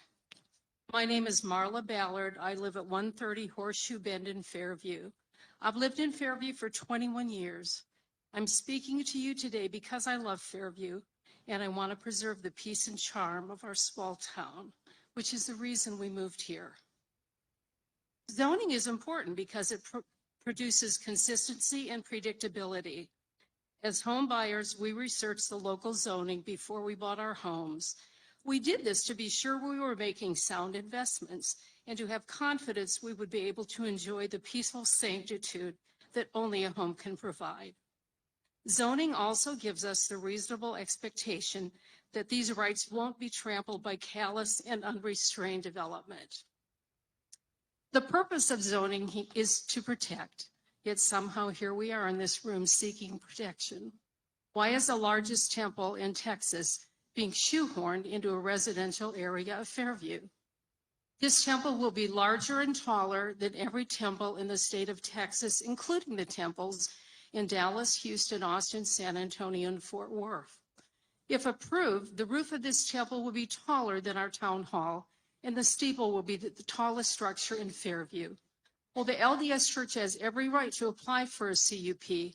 The height variance they're requesting is extreme and unneighborly. Just look at the scaled renderings in this room. We welcomed the LDS in 2013, and we would like to welcome the new addition. However, the variance they are seeking is obtrusive and quite frankly disrespectful to the residents of Fairview. Churches are not exempt from reasonable zoning restrictions. Height restrictions are not a substantial burden to the religious observance of Mormons because dozens of smaller and shorter temples exist here in Texas, across the U.S. and around the world. This town of Fairview is duty-bound to consider the damaging effects of this giant structure on our small-town atmosphere, aesthetics, night skies, wildlife, skyline, and traffic. Please, I implore you, stand up for zoning. Protect the residents of Fairview from a structure so imposing, so large, and so dominating that it will forever alter the fabric of Fairview. Thank you. Thank you, Ms. Fuzzy.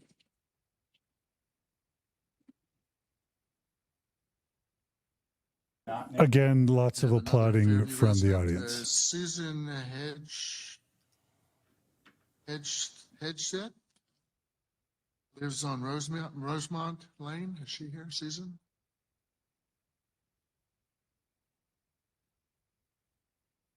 All right, well, she may be outside, so we're trying to run her down. If we need to, give her a chance to speak. I don't know her. Okay, let's try another one. I don't know. Stephen Fordori? Say it again. Fordori, okay. Stephen? Good evening. My name is Stephen Fordori, and I reside in the Bridlegate community. My wife and I have been residents of the town of Fairview for 20 years. I'll be speaking to you this evening regarding the proposed roof height for the LDS structure. I also addressed this item during the P&Z meeting. The proposed LDS building roof height is 65 feet, the tallest building height precedent granted for a religious facility by the town of Fairview is 39 feet 10 inches back in 2019. Just a side note, the residents in 2019 had concerns with that approved height and discussed it with the church leaders, and the leaders finally decided to lower the building height to 24 feet. Now that's what I call being neighborly. The LDS proposal was requesting an additional height variance of 25 feet 2 inches over that 39 feet 10 inches for the total of 65 feet. That's 63% higher than the current precedent. That is extreme. My concern has nothing to do with the LDS organization. As we all know, there is already an existing structure in that area. And to be honest with you, it fits quite nicely in our community. My issue is the current proposal submitted blatantly exceeds the building height precedent, as well as several other ordinances the town has in place to protect its residents. With at least one of the items in the proposal, LDS is attempting to use religious symbolism as the reason for its variance request. Well, there's no religious symbolism for a 65-foot building height that I can think of, other than them just wanting it to be that height. I'm quite certain if I bring to the P&Z committee a conditional use permit requesting approvals for some type of variance on my property with the argument that, yeah, I just want it would ultimately be denied. I can see no reason or benefit to the town that would warrant an increase to the current building height precedent in a residential zoned area. The proposed LDS structure is only entitled to the current precedent setting cup of 39 feet 10 inches, not an inch more. I don't see any reason why any increase in building height should be approved on this structure or any other structure in a residential zoned area. Precedents matter for decades into the future. It's pretty cut and dry that the proposed LDS building height exceeds our residential ordinances and existing precedent and should be denied. From a building height perspective, this cup should not be considered until it aligns with the town's existing building height precedent of 39 feet 10 inches. As I mentioned in the P&Z meeting, this decision will determine the future skyline of our small town of 11,000 residents. I'm asking the town council to abide by the ruling set forth by the P&Z committee and deny the cup in its current state until it meets all the standards of the current Fairview zoning ordinances and precedents. I just hope you as our town leaders are strong enough to. Thank you, Steve.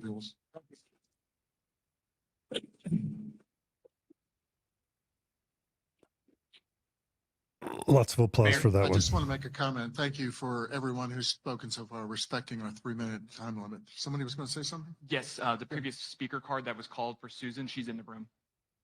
Oh, okay. So is Susan Hedgeth? Say it again.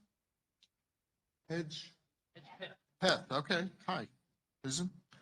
Hello, Tell us your name, your address. You're a Fairview resident, right? I am Okay, 417 Rosemont Lane. Okay.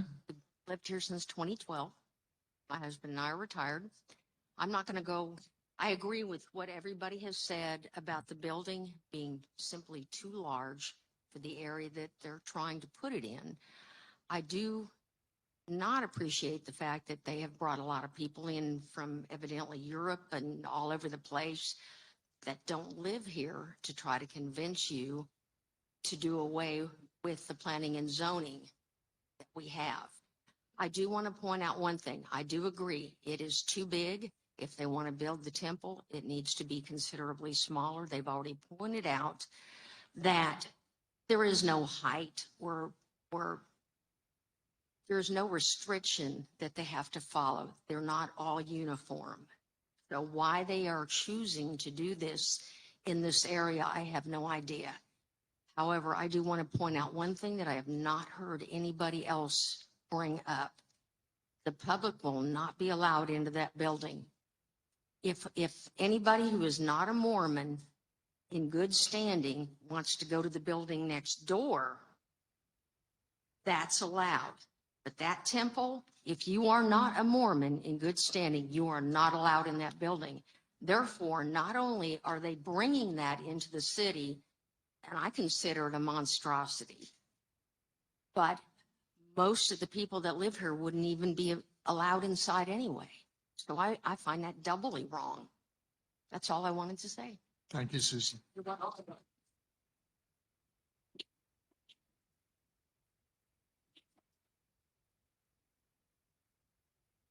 All right, I'm looking at Jason Jones. I think you may be the son. Hi, Jason. Good evening. Thank you. My name is Jason Jones. As you know, I live at 380 Collinwood, resident of Fairview. Fairview is my hometown. I appreciate the response you gave, John Hubbard. Thank you so much. I'm pleased to be gathered with what I believe are many of the finest people in Fairview, regardless of what position they hold on this particular topic. I'd like to offer a couple of observations. I did go to the Lovejoy Elementary School. At that time, we were not big enough to have a middle school or high school. We relied on a neighboring Allen district, right, to provide that for us. I believe this is an opportunity for our city to look at this from a different perspective, to be neighborly to those around us. Fairview is an aspirational place for many people to live or to visit. To be able to live in Fairview represents a dream. It certainly was a dream growing up here. but many people aspire to be here. I believe that this building and its grounds in particular will provide a place of peace where people can come and enjoy the temple. I have one other comment about the exterior of a temple, a building like this. As a teenager, having excellent teenager judgment, I ended up literally clinging to the side of a precipice, looking down into a valley hundreds of feet below. I watched the sunset fade, and I realized I was going to be there for the night. Search and rescue was notified. They were unwilling to try to issue any effort to come and collect me during the night. Where do you go when you are alone in the night? Hopefully your thoughts go to your loved ones. I know mine did. To my home, to my hometown. As I was there, I turned, and the only thing that I could recognize as I looked down was a temple building. Not this one, but it was lit at night. When search and rescue finally got to me, they said, "Were you lost?" And I said, "No, I could always see the temple." They told me that staying there on that precipice that night and staying put was the safest thing I could have done. I am grateful for the physical exterior of a temple and that it is lit during at least a portion of the night. I am not responsible for any of this design, but I do know this has been designed to comply with the residential lighting requirements. I leave this with you for your consideration. Fairview is an amazing place. I'm so grateful to be a part of it. I'm grateful to share it with all of these neighbors, and I hope we can host those that aspire to live like Fairview. It will enhance its identity as a desirable place to live. Thank you. Thank you, Jason.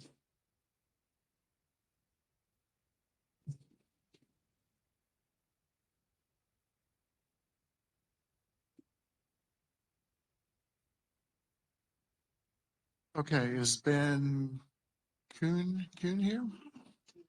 Cooney? Hi, Ben. Good evening, Mayor, Councilman. Thank you for your service. My name is Ben Keeney. I live at 171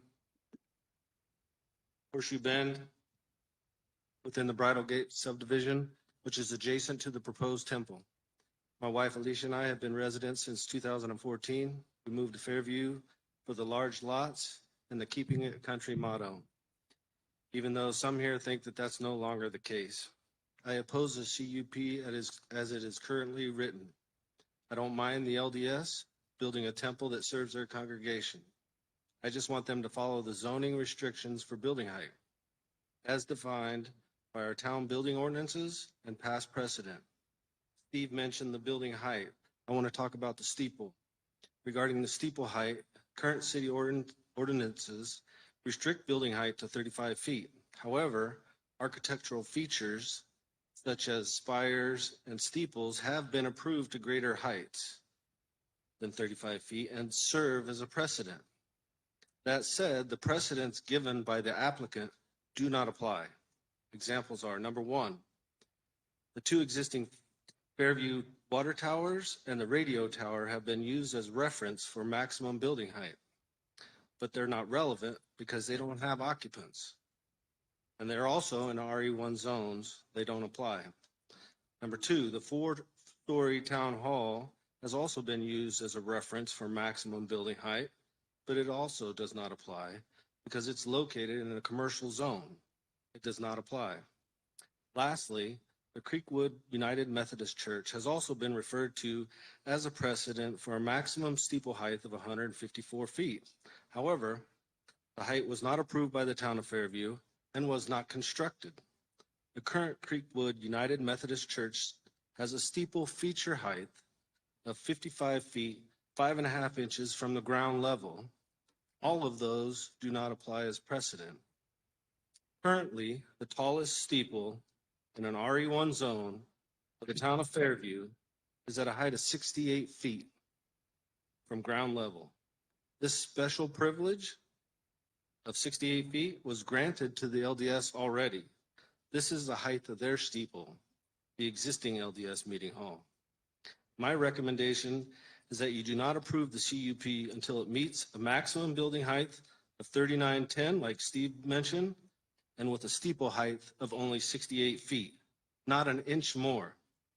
They've already been given the special privilege of having the highest steeple in town. They don't need more privileges than that. Thank you. Thank you.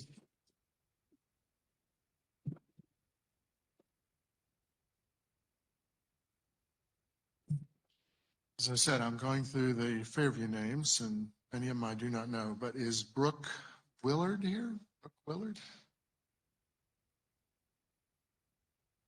Brooke Willard? All right, I'm going to put that one aside. If she's out in the Okay. hallway or something, we'll try that one a little bit. Quick comment, Rebecca? Yes. Just quick comment. I have one earphone on, one earphone off. Is Nikki Anything? Smith? Do you have a question? I would like to say that when they talk about approving the CUP, that's a conditional use permit. This is what the church is saying. We need special treatment so that we can build our tall ass, sorry, can I say that? Our tall building. But if you do notice, the residents Okay, there, here's another one. oh, We'll come back. Over in Thompson Springs. We've been here since 2004. My in-laws are actually in River Oaks at 751 Timberwood Lane and have been here since I believe 1988 or 87. My husband went to the old Island High School when it was small, so we've been out here for a really, really long time. I would ask the council to deny this petition as far as with prejudice also.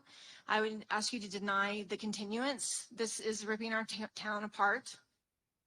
We need to have some healing. We are in a situation now where there's Mormons in this community that have been our friends and neighbors, and they're pitted against us. There's a lot of lying and deceit and misinformation that has been given to residents of Fairview. I know the one woman talked about her daughter and what happened to her. And I know all of us, it doesn't matter what religion you are, have issues with kids with bullying. That's just something that happens. But you know, the kids went around and were knocking on doors for petitions. And I know someone who told me that when they went around, and I get that they probably didn't realize what they were saying, but the quote was said, I don't know that was her son's, by the way, it could be somebody else, that is really not that big. They're making it seem like it's a lot bigger than it is. It's really not that big. Would you sign our petition? That's deceitful. That's not telling the truth. It is as big as they say. I would ask that this council does not compromise on this issue. This needs to be put to bed. This needs to be denied with prejudice. Let them come back in a year and come back with something that is no bigger than what they currently have, which is the maximum that this council already has given them a variance for and already made an exception for them. Let's not make that go further and be more. Thanks. Thank you.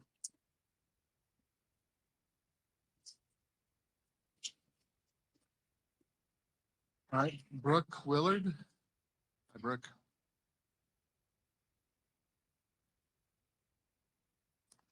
I prepared. Uh-oh. Okay. Bring the mic. Hey, Brooke, pull the mic down just a Oh, little you bit. mean because I'm There short? you go. It's okay. Yeah, I'm sorry. I know. It's all right. Dealt with it my entire life. No, their problem was they're tall. You're not. You're perfect. Okay. So as a taxpayer of this beautiful town, I'm here to express that I am against the temple being built as planned. However, first, I want to start by saying myself and my family are not against your religious beliefs. We are against your lack of respect for the city of Fairview, their zoning and planning regulations and laws.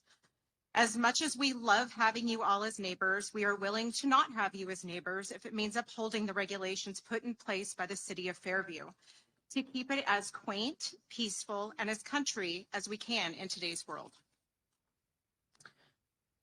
2 years ago, my husband and I moved our family from Lucas to Fairview. Not far, but much more of what we were hoping for. We bought a home on 3 acres, which I know some of you have had to deal with me a lot. But we built a home. I mean, we didn't build it. We bought a home on 3 acres that desperately needed to be remodeled, or should I say gutted.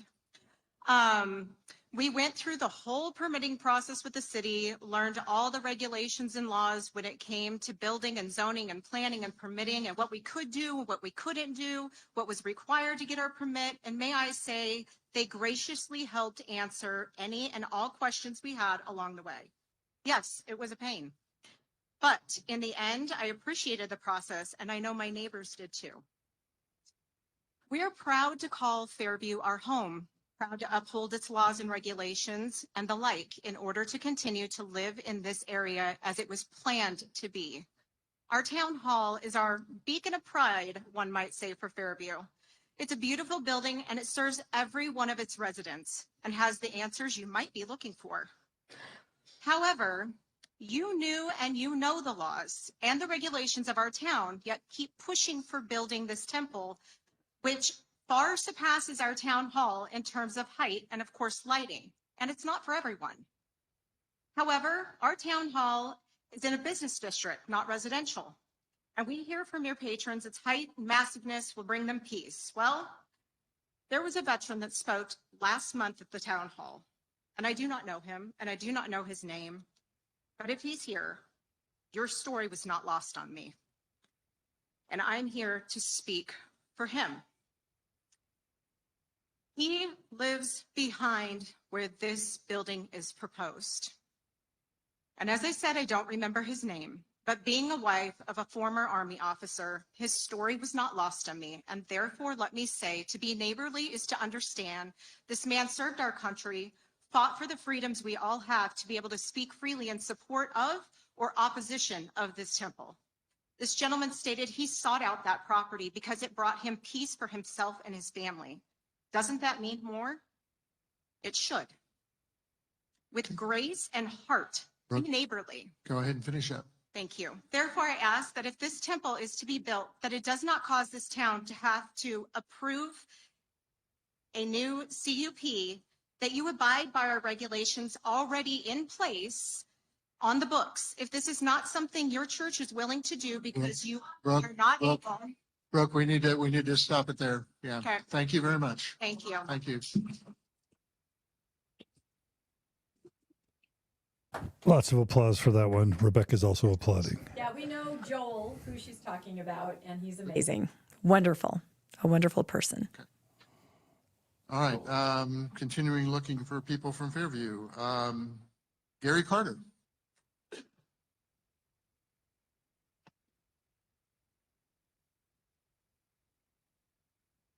Start the time. You have something for us? Yes. How do I start the time?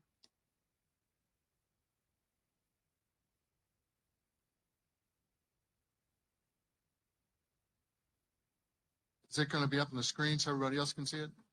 They wouldn't allow it. Okay. Okay. Why don't you give a copy to Kimberly Horn here? They have a copy of it also.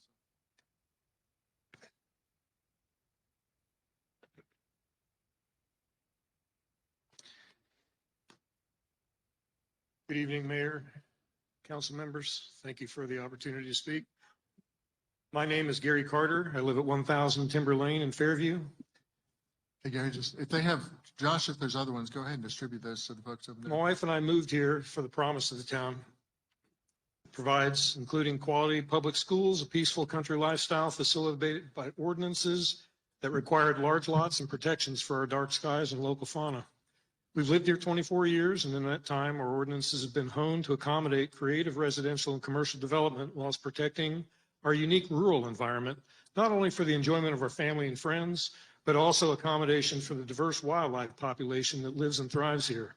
Examples include insects, amphibians, reptiles, songbirds, owls, raptors, and a whole host of feral and domesticated animals, many of which depend upon the dark environment supporting their nocturnal needs and behaviors. Think dark skies and fireflies. As submitted, this lighting plan calls out 16 different light sources. 3 of these light sources are intended to light the parking lot and walkways. The remaining 13 light sources are intended to illuminate the 173-foot structure. Note, of the 13 light sources illuminating the structure, the lighting plan presently lacks any specification or implementation details for 8 of these light fixtures. There's also nothing in the submitted plan that explains how the operating hours and after hours lighting levels are to be achieved. However, as submitted, we can begin to get a sense of where we stand in terms of the lighting budget for this site. As submitted, the total lumens, shielded and unshielded, for the lights with some specifications was at 394,956 lumens. The town ordinance permits 400,000 lumens. Ergo, there's about 504 or 5,004 lumens remaining. However, we still need specifications for the remaining 8 light sources called for in the submitted plan. In addition, we need details for 9 of those light sources. As submitted, the total lumens for the unshielded up-facing lighting, i.e. those lights that illuminate the 173-foot structure and its architectural features, was at 98,956 lumens. The town ordinance permits a total of 80,000 lumens for this site, so the plan already exceeded the maximum unshielded limited lumens by 18,956 lumens. Now, I understand some modifications have been sent to James, but they credit themselves 0 uplighting. I want to point you to the lighting ordinance starting on page 13. We'll talk about the improper use of light fixtures, shielded and unshielded. You have to turn about 6 of those pages to get to this section. You're going to run out of time. Yep. I want to point you to one thing. The uplighting is prohibited in residential zones. And if you take a look at this image, this shows how they're going to uplight the side of this building. I did a calculation today on the back of the napkin, just estimating what the 0.3 albedo would be. Okay. And it's 557,000 lumens that would reflect off this building. Okay, Gary, thank you, Gary. Thank you. Okay.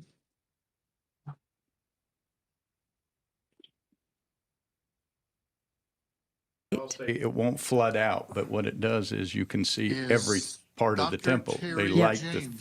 It dominates the landscape. There's no way to not see it. Dr. James, welcome. Oh. Every resident in my old neighborhood. That's true. That's true. So we lived here for my family about 22 years. And when we moved here, Harry James, and I'm at 801 Creekwood Drive South. Used to live over in the Oakwood Estates, but we're now in River Oaks. And this has been a wonderful place for us to raise our family. We moved here from Dallas. It was crowded, congested. We've always had acreage, and we've enjoyed that. We've had the sign keeping it country. It's changed a lot, but I think it's changed in a good way. I enjoy the amenities. I like to have more than one store that we could go to, and all the stop signs are on Station Road that were 10 cars deep when I had to go to the hospital. So I've enjoyed that blend between modern day and what this has represented as a country style life.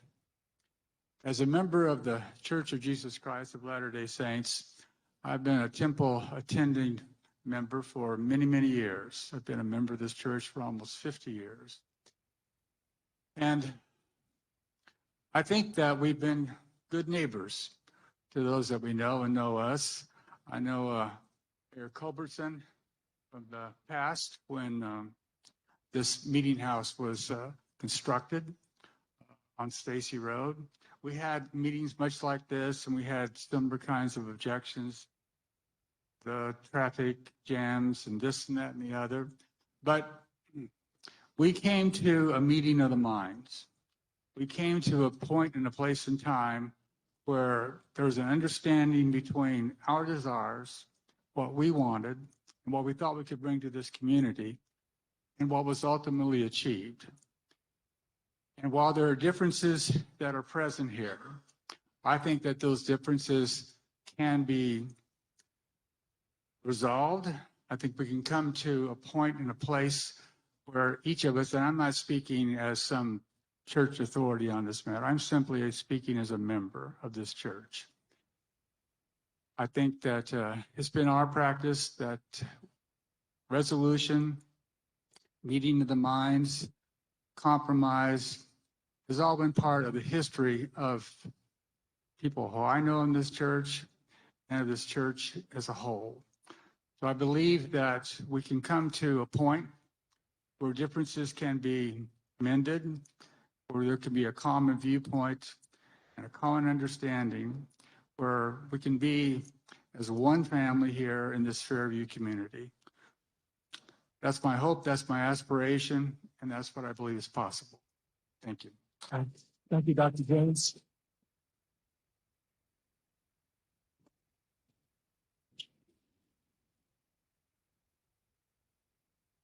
All right, is Ben Brown here? Ben Brown?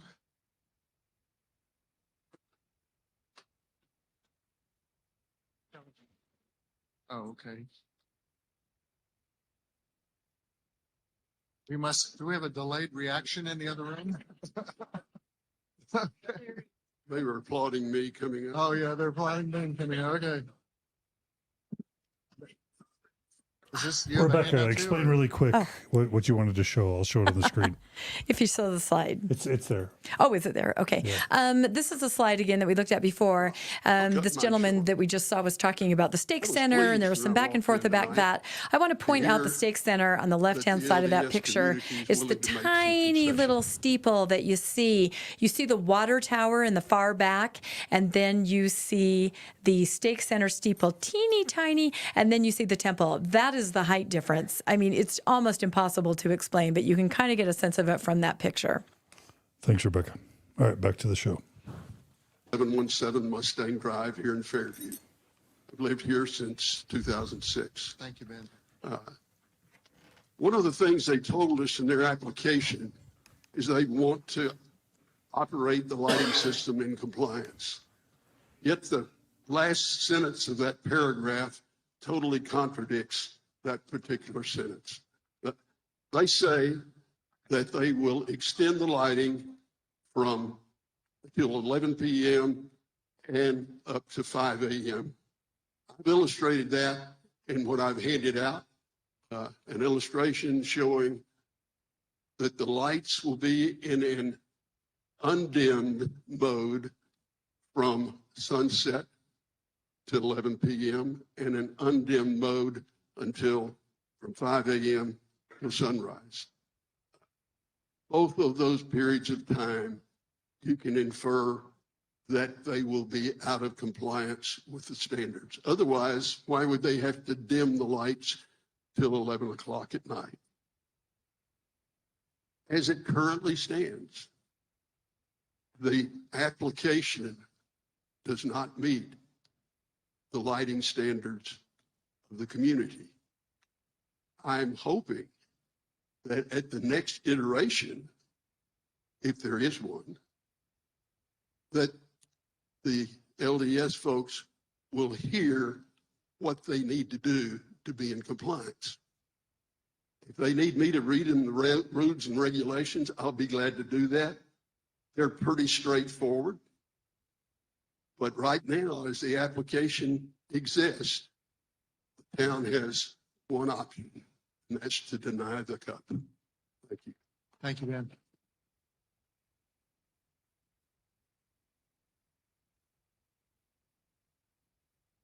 Is Don Trithall here?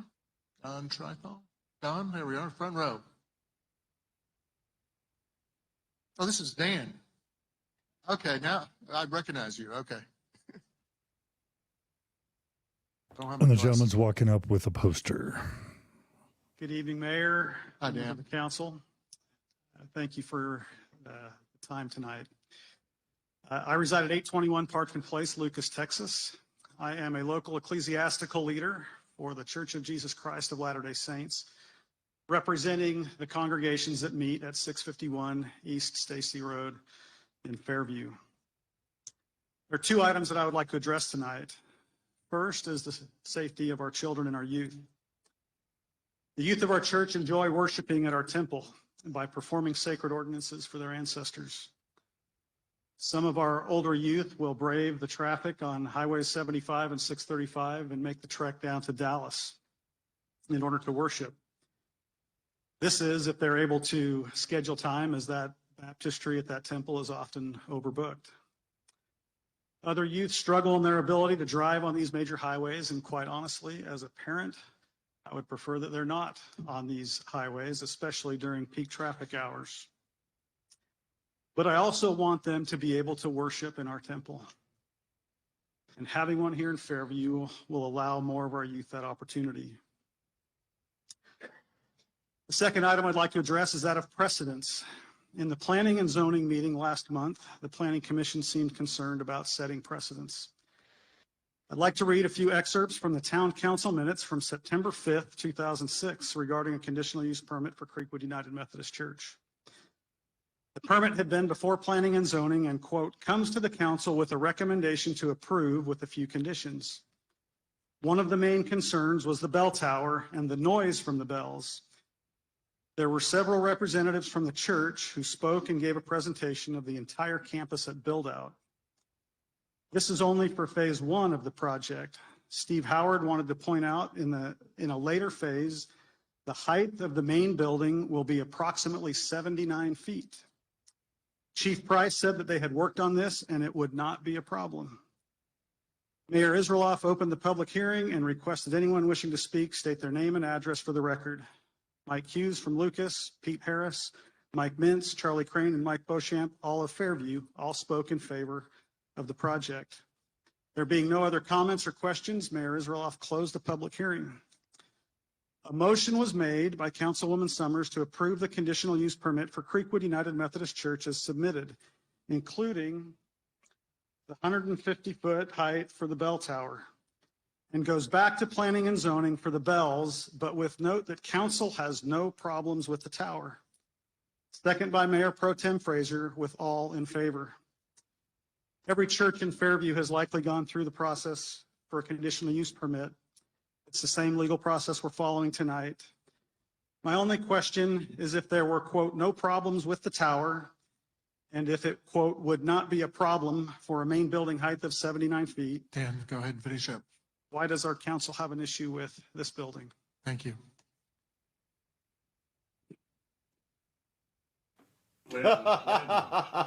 Landon. Yeah, the United Methodist, I think it's Methodist Church that he just talked about, the bell tower was denied later and was only built to about 60 feet tall. That's why the LDS still have the largest steeple in town. Margie. Hi, Margie. Thanks, Landon. There's a delay at reaction. Hi, I'm Margie Smith. I live at 281 Paddock Trail in Fairview. Texas Department of Transportation has standards for distance between driveways on state-managed streets based on the speed limit. For 50-mile-an-hour roads like Stacy Road, driveways must have a minimum of 425 feet apart. This allows a car to safely make the turn from a driveway and go from 0 to 50 miles an hour without causing an accident. The LDS Church is asking for a variance that was not mentioned in previous application memos, allowing a new drive to be built on the eastern edge of the temple property that's only 135 feet from the current driveway between their meeting house and the temple. That's less than a third of the normal distance required by TxDOT for a 15-mile-an-hour speed. But it gets worse. The new LDS driveway is proposed to be only 487 feet west of Meandering Way. Where's Twin Creeks Church going to put their driveway if they want to meet the TxDOT standards? The Kimley Horn traffic report indicated it would only be 227 feet east of the new LDS drive, which means the Twin Creeks Drive would be only 240 feet from Meandering Way. So here's the lineup.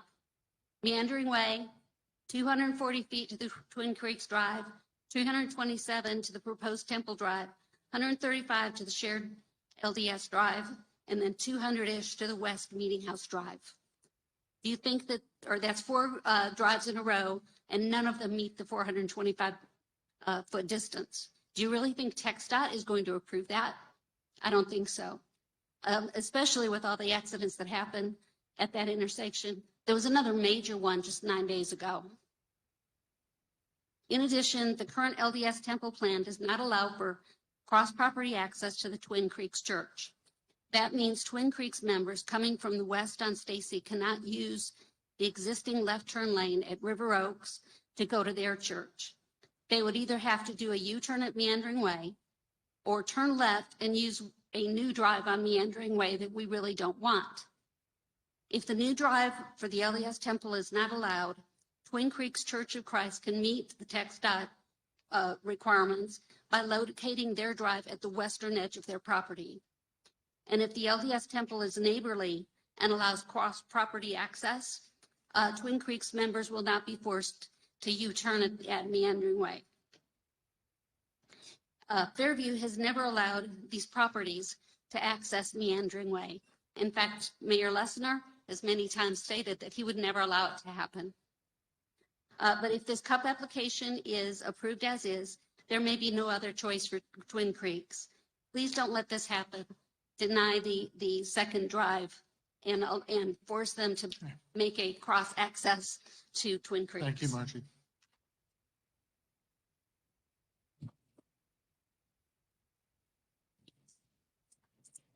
Is Brian Johnson? Brian Johnson? Brian? Good evening. I just wanted to say, Tell first, us I'm your- Brian Johnson, Yeah. 481 Windmill Lane, Fairview, Texas. Okay. And I've been a resident for over probably 35, 40 years. One time I brought up about an area that could have been used as a park or some kind of a recreational area. And it ended up being townhouses and apartments.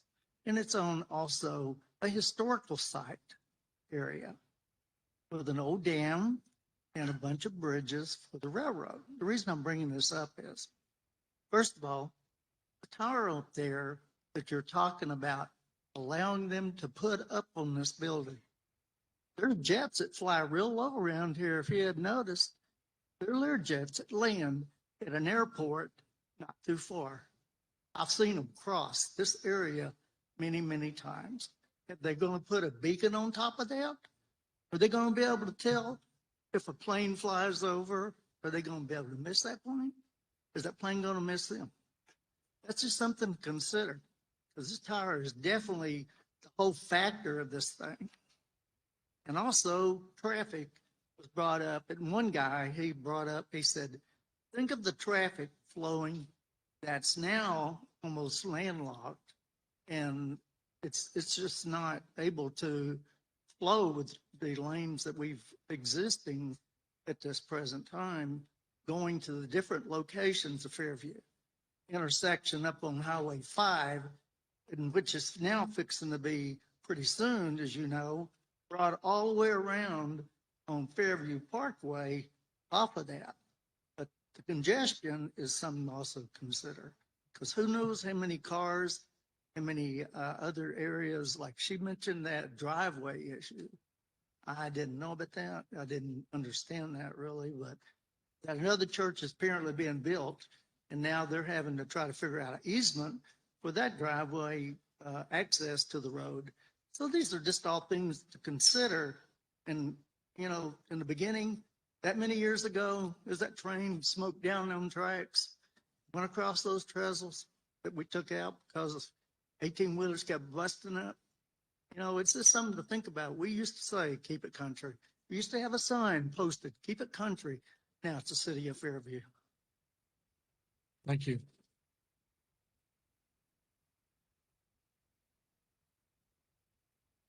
Is, hi. Oh. Is Amy Campbell here? Amy Campbell? Oh, right here in the front. Okay. Hi, Amy. Thank you. Hi, my name is Amy Campbell, and I live at 2406 Forest Grove Estates Road in Allen, one of your neighbors. My family's been in Collin County. We've lived in McKinney and Lovejoy since 1977, so this is our home, and we love it here. And we And a love letter all of to the our res- neighbors.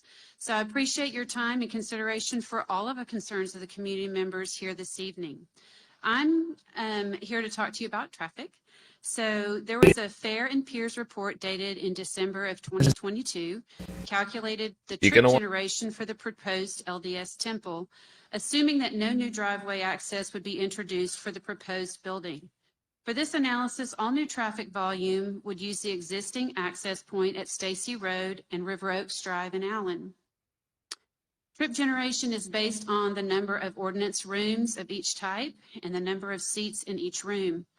Ordinance room types include baptistry, ceiling rooms, and instruction rooms. Sealing rooms typically hold 50 seats, and instruction rooms hold anywhere from 40 to over 100, depending on the size of the temple. The Fair and Piers report states, quote, "The proposed Fairview Temple will have 2 rooms with 40 seats each. If that is true, the temple would only require 27 parking spots. In the revised site plan introduced at the LDS open house, it was stated that 94 parking spaces were required. The new site plan still contains 102 spaces after removing the outer row of parking. Even the CUP application revised on April 11th appears to show a lot more than 80 seats in the temple, listing seats for 160 patrons, 120 workers for a total of 280 seats, requiring the 94 parking spots. Based on shift descriptions in the CUP application, the peak trips generated for the temple will be at 10 a.m., 2 p.m., and 6 p.m., when 60 workers will be changing shifts with 60 other workers, and 40 patrons are arriving for a 2-hour session as another 40 patrons are leaving at the end of their session.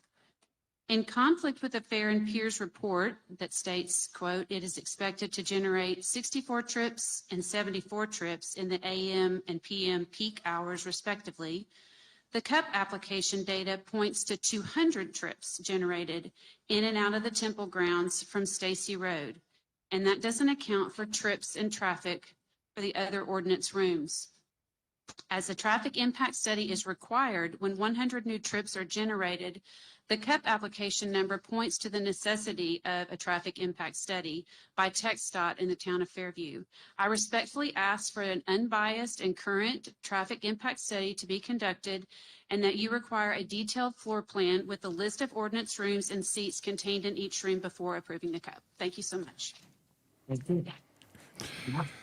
All right, everyone, we're making a tough decision, but just because Gonna try another Allen we person. probably can't stay too much later, we are going to go ahead and cut from the show, and we just have a few more some also really fascinating extra insider information that we want to share along with some analysis. So we hope that you enjoyed some of that coverage. I sure did.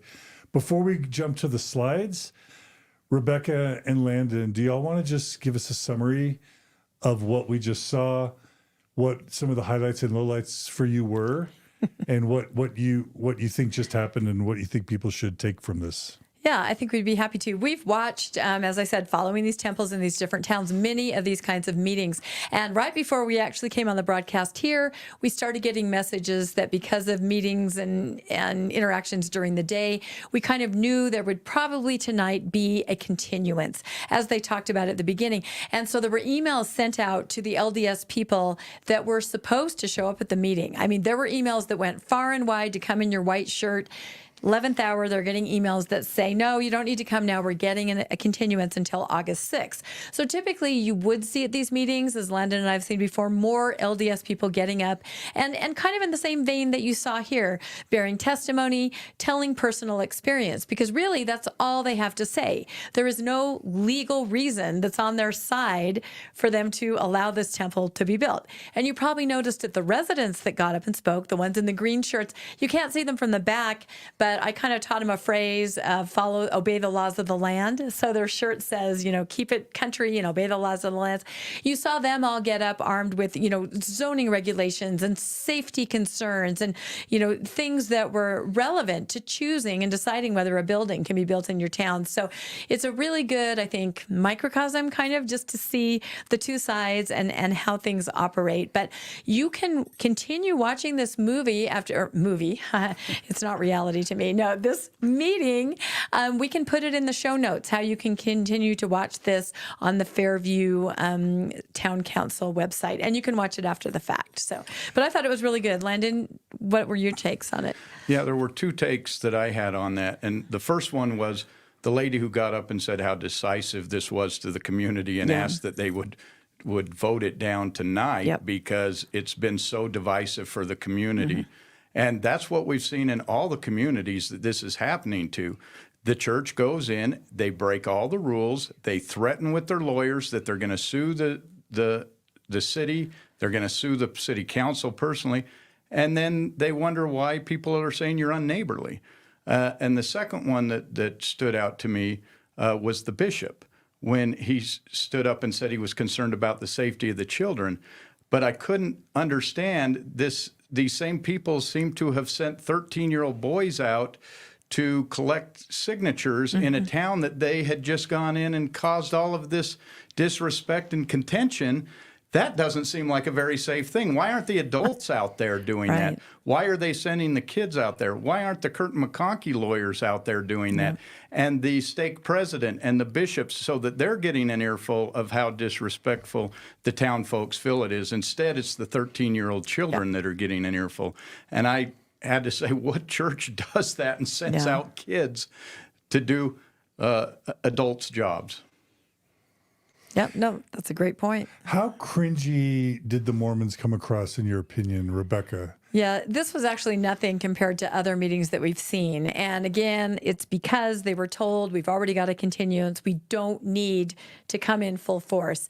But yeah, we've seen crying. We've seen just extreme emotion about the height of the steeple leading up to heaven and the walls and all kinds of... The persecution stuff is really cringy. Yes. And like the bearing your testimony. Yes.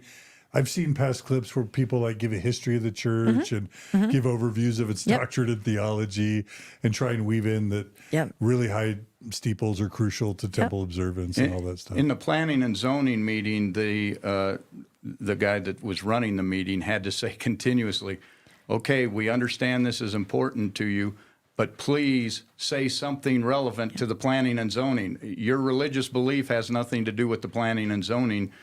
Please make it something relevant. And that's what you saw the residents doing, was making it relevant. And what we've seen is the church members, they're there because they were assigned to be there. They go in, they cry, they share their testimony about how important the building is to them. But what you don't get is you don't get any facts as to why they should be building such a large building in a residential zone. Yep, that's absolutely right. And what about, I hate to say it because it's kind of easy to take shots at the church on this, but if I'm just trying to be really objective, and by the way, I'm a Texan. I grew up in Dallas and, Houston, Katy, Texas. I'm very proud of my fellow Texans right now. Also, how about freaking Nemo? Yeah. Yeah. Nemo. Freaking Nemo the Mormon with his cameo appearance. Somebody flies Nemo out to freaking Texas and he didn't he win the night? Kind of mic drop Nemo. Oh, I think so. I mean, actually, the citizens of the town win the night, but Nemo comes in a close second. We love you, Nemo. Donate to Nemo at donorbox.org/Nemo the Mormon. If you love what he did, if you want to support him. Also, donate to Mormonish. How do people donate to Mormonish? We have links to DonorBox in the show notes of any of our videos on Mormonish Podcast on YouTube and also our Facebook page. So okay, and while we're at it, RFM, you look very different right now. Well, I've gotten uglier. We have Randy Bell in the house. What's up, Randy? What'd you do with RFM? RFM pooped out, so here I am.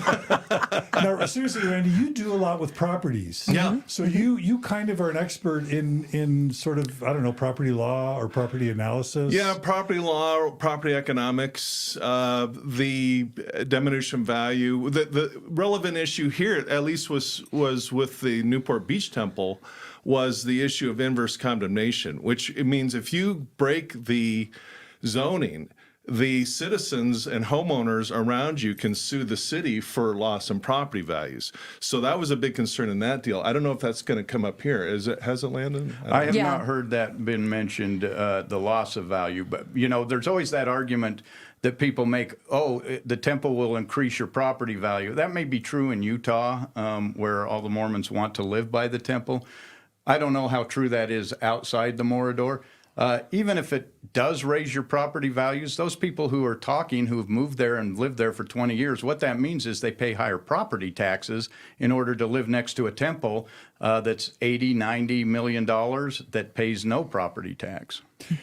So, you know, I don't want to pick on the church, but a Christian church is, I mean, Christ, Randy, you kind of know a little bit about Jesus. You study him quite a bit. I like Jesus. Isn't Jesus known as the Prince of Peace? Well, I thought so until the member of the church got up. I was about a week ago, Rebecca, where the Fairview Latter-day Saint woman got up and said, if it's a choice between following Jesus or being good neighbors, I'm going to follow Jesus. We could play that And I was clip. thinking, I'm not sure where that is. We have that clip if you want to play that. It's pretty shocking. That is mind-blowing. Yeah. It is mind-blowing. Yeah, so I mean, just to state it clearly, the church loves good PR. The church historically hates bad PR. I've often said that aside from its obedience to authority, the most sacred thing in Mormonism is good PR. It's obedience to authority, good PR, and tithing, and I think those three kind of compete with each other. But those are three super sacred things. Why? And the church is worth $250 billion at this point. They've got to have good PR advice, good consultant support. Why in the world would they be stoking such controversial decisions that breed animosity in local communities? Certainly, it's not that important to have a gargantuan steeple, or they could find counties that allow super large steeples, something. But this is just and it's certainly it's going to get worse, right? Mm-hmm. Like if the church, when stuff like this starts happening, there become consultants that will make money off of going to a town and saying the Mormon church wants to cram this down your throat. Let us help you defeat the Mormon church. Kind of like lobbying efforts. That's our goal. We want to be that person. We want to have a website that says, so a temple is coming to your town. We really do. And I have to say, there's another temple on our radar right now, which is Bakersfield, California. And they got really smart right away. Of course, they formed a residents group and they hired not only a lawyer, but a PR firm. Because the first thing that happens is that the residents who oppose it are labeled as anti-Mormon, as religious bigots. They hired a PR firm, and so they're well ahead of the game. And I will say that's because they're standing on the shoulders of OG Cody and OG Heber, who's already gone through it, learned everything. These other residents are up to speed very quickly. So it's a lot of interesting the comments to watch. coming in. Thank you for that, Rebecca. And thanks to Mormonish and Nemo the Mormon for the amazing coverage of this. Y'all make sure and go to Mormonish, and there's 13 episodes. Yeah, and clips of all these things we've been discussing, what Randy just said, all kinds of clips from the different meetings. And then this is also probably unfair, but lots of comments coming in. They're attributing this to Russell M. Nelson, current Mormon president prophet Russell M. Nelson. They're saying that he has a massive ego. Yeah. And that this is like some big legacy flex. But if you think about the Rameumptum, if you think about Lehi's dream and the great and spacious building, Tower of Babel. Isn't this the type of thing biblical scripture and Mormon scripture would condemn? 100%. Let alone Bednar, right? Oh, yeah. Yeah, 100%. I mean, this is, I just can't imagine Jesus, talking about the Beatitudes and throwing in there, get the steeple height, sky high. It's just mind bending. Yeah. And it seems like the church went from the old days where it was about protecting the good name of the church, in air quotes, to now we have so much money, we don't care what you think. We're going to bulldoze our way through this thing. And I don't want to get to you, Rebecca, because I know you have some really good insider information. The last thing I'll say is the Mormon bishop talking about protecting the children is particularly ironic or dark or twisted when we know that for so many years the Mormon church has covered up child sexual abuse, and bishops are on the front line. Mormon bishops are on the front line of covering up thousands, if not tens of thousands, of cases of child sex abuse, so much that it torpedoed the Boy Scouts of America. The Mormon church voluntarily offered, $250 million in settlement? And that was rejected. The number's going to go bigger. Yeah. So for the church to hide behind protecting the children as a justification for building this huge temple with the big steeple, it's just kind of gross. It's gross. So Rebecca, you have multiple inside sources, and it sounds like Kurt McConkie has been on the ground in McKinney and we want to hear all about it. Yeah, this is true. And I will say, to Randy's point, there is no place in the scriptures where the height is used in a positive way. It usually comes out as negative. Right. And I will say, I've thought about this, and Landon and I have talked about this, and I believe it is in the past, President Hinckley era with temples, there are articles where they took pride in working with communities, especially I'm thinking of a temple that was in Tokyo, meeting with people and having it blend in, being a good neighbor. That was pride for the President Hinckley era temples. Now you have Nelson announcing them 20 at a time, and we just feel like it's finally catching up, and it's not going to stop. It's going to continue, and you're going to see this situation over and over, and eventually people will start taking note. As John mentioned, reporters, more national coverage. And this is what we've always hoped. One temple, okay, weird, a one-off, two, whatever. There is a big picture here, and we can't understand the reason why the PR could be so good when a temple comes to town. You could work with residents. It really could be the blessing that they describe it as. It's so funny. In every town they say, the temple will be a blessing. The residents will see. You'll see eventually. We may have to do all this stuff to you, but it's going to be a blessing. And Cody it's like and eating Heber, your vegetables. Like eating your vegetables, that's right. Cody and Heber, who've been fighting this so long, their towns are never going to recover. Neighbor against neighbor. I think you heard one of the residents say, like Landon mentioned, please let's end this, because I'm looking at my neighbor in a whole different way, and I can't understand why you're trying to do this to me, and she doesn't understand why I don't see the blessing. It's just pitting person against person, neighbor against neighbor. So yeah, very quickly at the end, I thought we'd go into this. Last night, somebody sent me a letter that was sent out to leadership in McKinney. This would be bishops and stake presidents and Relief Society presidents. It said, please come to this meeting at a church building. We are going to have 2 Curtin McConkie lawyers talk to us. We are also going to have a PR rep who's made statements before in McKinney, and we are going to have an area rep that's going to talk. So the letter's on the screen. We don't have to read the whole thing. That's just inviting people to a meeting. All of a sudden, I start getting information from a couple people that are at this meeting, and they're paraphrasing what is being said. So I think we have a couple slides. John, you can probably read them.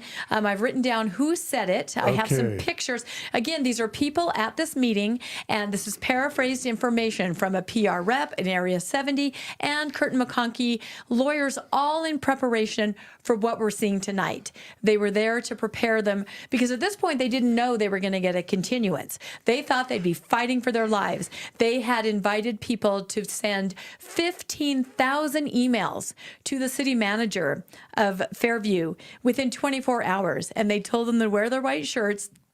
And now they're coaching the leadership to coach the people who would come to the meeting. So maybe just go through the these. Church would use its global membership to send 15,000 emails in a local matter. Yes. It reminds me of Prop 8, where the church with its millions of dollars decides it's going to override the will of a sovereign U.S. state. That was gross. Regardless, libertarians should be up in arms. Really quickly, I just have to share one comment. Thanks to 7892 Kirby, who writes, my favorite podcasters in one studio. I didn't know you had a podcast, Randy Bell. I guess you do. Well, I do, but I've never said the word Mormon once on it. Anyway, my favorite podcasters in one studio. Great work. And this whole temple debacle, Rebecca and Landon, y'all really are making a difference. So thanks, 7892 Kirby, for that. Okay, let's go ahead and go to, and I love it, Rebecca, that you've got people on the ground, insiders. I was surprised. I didn't know that I had people on the ground that would be at this kind of an elite leadership meeting. But I think the point is that even faithful Mormons are starting to say, I don't feel good about this. I don't feel right about what's happening. Can somebody maybe from the outside reach in and try to help everybody see reason? And this is how I took it, these people that were reaching out to me, just to say, this doesn't seem right. Okay, so here are some of the comments. So in Area 70 said, in this meeting, only the Church of Jesus Christ has the answers to all of the world's problems, and those answers are found in the temple. Now, that's a little bit of hubris, I'd say. Something. It's overselling and under-delivery. I challenge you to name one world problem that was solved by the church, and especially one that was solved in the temple. Oh my gosh. That's rich. I appreciate his optimism. Okay, so What's the grade on that one? Is that not a good grade? Okay. All right. The next one is, this is from Kurt McConkey, attorney. Nothing will bless the saints more than a temple here. Nothing. Lots of changes are going on behind the scenes, even in the last few weeks. Church is starting to pivot. We'll turn up the heat if we need to. What the? That's a threat. Yeah. No, I know. We'll turn up the heat if we need to, but we don't want to do it more than we need to. Exactly. So just the right heat. Exactly. And from again, Jesus' law firm. Paraphrased, these are not direct quotes. We should be clear. These are people attending the meeting that are just taking notes and saying, in general, this is the kind of tone and this is what they said from these people's opinion that were at the meeting. Yeah, lawyers, man, lawyers. Okay, I love lawyers, RFM, over there. He's still like here. I heard that. All right, next one is from a Kurt McConkey attorney. If the city decides to play along, okay, that's gross. Yeah. If the city decides to play along, this will be a short game. If not, it will be a long game. But rest assured, we will win. And there will be a wonderful temple in your midst before long. What is this? We will win? What is that? Why are you laughing, Randy? Well, I work with attorneys every day. That's what I do. And I've just never seen such profound arrogance. I mean, Rebecca? Yeah, I don't know. I've seen these slides several times because I made them and I still am shaking my head about that, you know. But of course, he has to encourage the people because I'm at the point where I believe these members, the common members, are being manipulated by church, you know, upper leadership in the institution. A lot of people, as I understood it at this meeting, said, what am I supposed to say to my neighbor? I don't really understand the justification for this. I know you're telling me to defend the temple, but even I don't get it. Can you tell me something I can use? So even some of these leaders are starting to not understand what they're being asked to do or why. Theodore J. Whoopi writes, it's embarrassing how the church is handling this. They're simply acting like pompous bullies. Thank you for covering this.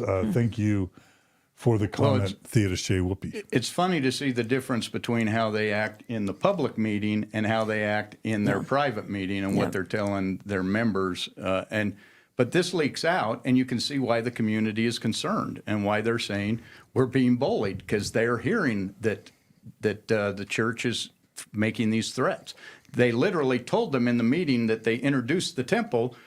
We have a recording of the lawyer telling them that RLUIPI allows them to do this and that there'll be lawsuits if they don't go along with it. Right.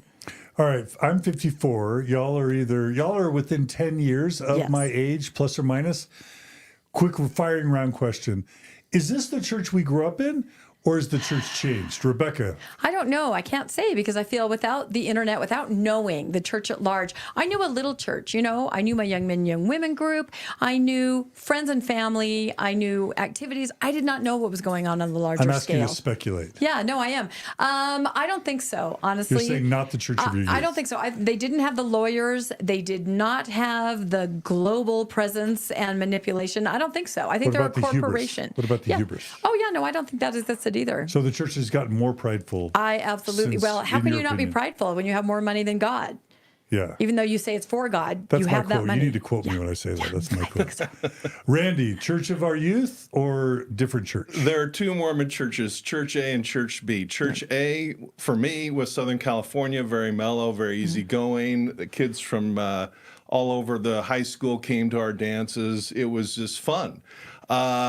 Church B is Salt Lake City. Frankly, we didn't pay attention to them much, but they're really making their presence known, and we're finding out that they're really quite arrogant. So I think always been. Thanks, Randy. Thanks, Randy. That was good. Randy, always been this way, or different church now? I think the corporate church has always been this way. We just weren't aware of it because there weren't people like you doing this kind of stuff. Or you, like you guys. But we can look back and we can see in Nauvoo what happens. We see every community they move into because they're inflexible and they must have their way. And it's the same thing we're seeing here. So from that sense, it's the same church.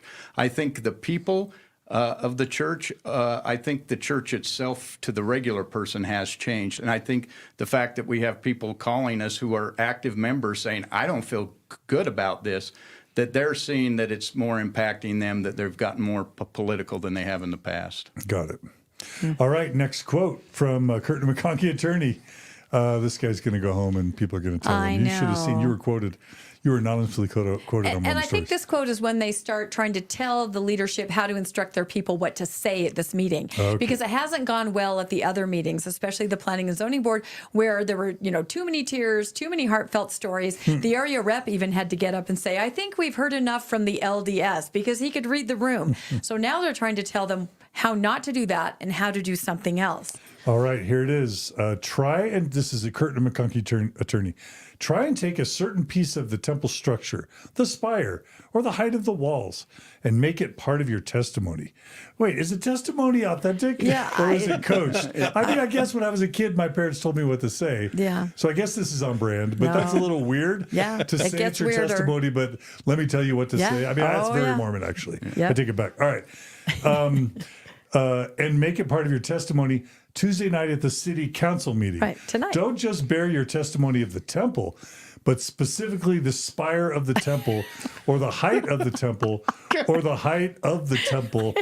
What? We or had the that twice, yeah. Yeah, looms of the I think I said it twice. temple? Yeah. I And mean, these are emails that went out to everybody. Make sure you say it's so important. But we're not making this up. We're really not. And then this next slide. I'm sorry. next slide. Kurt McConkie, attorney, says coaching will be available tonight after the meeting. What does they mean by that? Coaching on how to say the right thing. But of course, I had to Why put up after a the Rocky meeting? How picture. does that help after the meeting? Some people go home and, it's the Fairview people that are there. Oh, but, I see. if you put the slide up, it's like Rocky. Talk about the spire, Rocky. You got to mention the walls. I mean, it's like, what are they doing? It's just, I know. Well said. I know. Oh, my Win, gosh. Joseph, win. That's right. Win. You can do it. Come on. Y'all doing your Mickey impression. Come on, Rocky. Come on, Rocky. Everybody do it. Ain't gonna be no rematch. That's Rocky. All right, sorry, we really got off the rails. Okay. We are jumping the shark. Here we go. Almost done. All the Gen Zers or millennials are like, what are they talking about? I have no idea what movie. My son just told me last week he saw Rocky for the first time. So anyway, love you, Winston. Okay, next quote from a local church rep. We've already made accommodations for traffic and lighting and are requesting a height variance of both the structures and the steeple. Okay, Right. what's interesting about that? Well, from their perspective, they keep saying, we've made concessions. Yeah, they say it's that like in back that up. voice. Are you kidding? There's got to be another movie quote. You come to my town, you tell me. I mean, that's the Godfather, right? That's what we're channeling now. You come to my house, right? And yet they say they can make concessions. But that's their point of view. They belong there. They will be there. God's on their side. They deserve to be there. We'll make some concessions for the locals. They do not see the point of view of the other people. Yeah, exactly. Such disrespect. Why are you treating me with such disrespect? What did I do to you? Okay. You like that? That's good. I do. Bill's not the only person who does imitations. Good. You guys think only Bill Real does imitations? The Mormon Godfather. The Mormon Godfather. People actually might say he's the Mormon Godfather, the post-Mormon Godfather. Again, they just, they believe they belong there. They believe God has ordained it to be there. The prophet has said that it's going to be there. And so they'll make some concessions, but it's going to be there. No question. Okay. The comments are going crazy. All right, next one. Kurt McConkie, attorney. Architects use height to inspire, to draw our eyes heavenward. That's why our temples must be so tall. The highest form of worship happens in the temple, so it must be done in a large building. Yeah, and again, we played many quotes. We've read many quotes. Exactly. We can play that again. It is, that is not real. That is not true. All right, so there is another temple coming up, Bakersfield, California. Yeah. 30,000 square feet, 58 spire Yeah. temple. That's not 100 and whatever, right? No, it's not very big. But again, they have some wonderful renderings that they've put out. Again, they're doing a GoFundMe, and they're a little retirement community. And that temple is just smack right against it. I mean, you look out your window, that's all you're going to see. And they're the ones that have hired a PR firm, very smart, and a lawyer, because you have to do that right away. And then I love data, and I love this slide. Yeah, this is fascinating. A slide. It's a plot. It's an I XY have to say plot. that just a woman sent this to me today. She goes, I love to crunch numbers. I like data. I've made this. And I thought, this is amazing. So you what can people probably are take seeing us there through on the it. x-axis is square footage of the temple, and on the y-axis it is height Is that including the steeple? Yeah, that's the Yes, steeple. that's included. And with all the little steeple. blue dots are existing temples. And then she did pull out the ones that we're talking about tonight. But the main thing to notice is down on the left at the bottom, that's a fairly large size house. It would be 30 feet, 6,000 square feet. This gives you in data form, you can see how much larger these temples are than a regular house. I mean, people just can't comprehend it. They're so big. And you can see that the steeple heights are getting larger, taller Yes. and taller and taller Yes. as time goes by. The same square footage one from past are down lower. It's like they're building them intentionally higher and higher. Yep. And I think that's the Russell M. Nelson effect. I do too. 100%. Yeah, correlates statistically with the SEC holdings. Yeah. Oh, such a good point. That's right. So people are, why don't you guys talk for a bit? People are asking for an update on the meeting. Oh, we Rebecca. can go back to the meeting. No, That's go totally ahead. fine. If y'all have any final kind of summative thoughts. Yeah, I just, I'm glad that everybody got to hear some of these comments tonight because it really does give you this little window and shine a spotlight into these little, I want to say battles. I don't necessarily mean battles that are going on in all these towns that we've been following. We have all kinds of clips from all of these meetings on Mormonish podcast, and it just shows that the Latter-day Saints, they really, truly believe that the temple is going to bless these communities, and they'll do anything to make it happen. It's kind of the killing Laban effect, right? You're going to do whatever it takes, and everyone will sort it out later. It'll be fine. You'll see why we had to do what we had to do. But as Landon brought up, this has been the tactic for centuries, a century and a half. So it's sad to see the members manipulated and feel this persecution complex. And it's sad to see the collateral damage of wonderful residents in every single town. I mean, we work with the neighbors in Cody, Heber, Lone Mountain, and McKinney. And these are wonderful people. I can't say it enough. Love y'all. I just tried to log in, and you'll find this amusing. It says, "Sorry, this webinar is now full," and it won't let anybody in. No. No, I did share it on the internet. We're out. So Oh, good. we You have shared over the link. 1,000. Yeah. Somebody just said somebody gave a talk so good that there was a standing ovation. Oh. So y'all are gonna have to go back and Yep, watch for the rest sure. of them because I'm sure there's going to be really good ones. Landon, any final thoughts from you? To me, we've heard that there's going to be a continuance. I think that's probably, from the city's point, the right thing to do, even though I think the church, it's a trick. I don't think they're going to come back with a small building rendering and say we're going to change the size. We heard in the leadership meeting, the lawyer specifically said, the brethren have told us that we are not changing the height or the footprint of the temple. That it's necessary to maintain Relupi. If they give up in one community, they're going to have to give up in others. However, as he said at the beginning of the meeting, 2 of the councilmen were missing.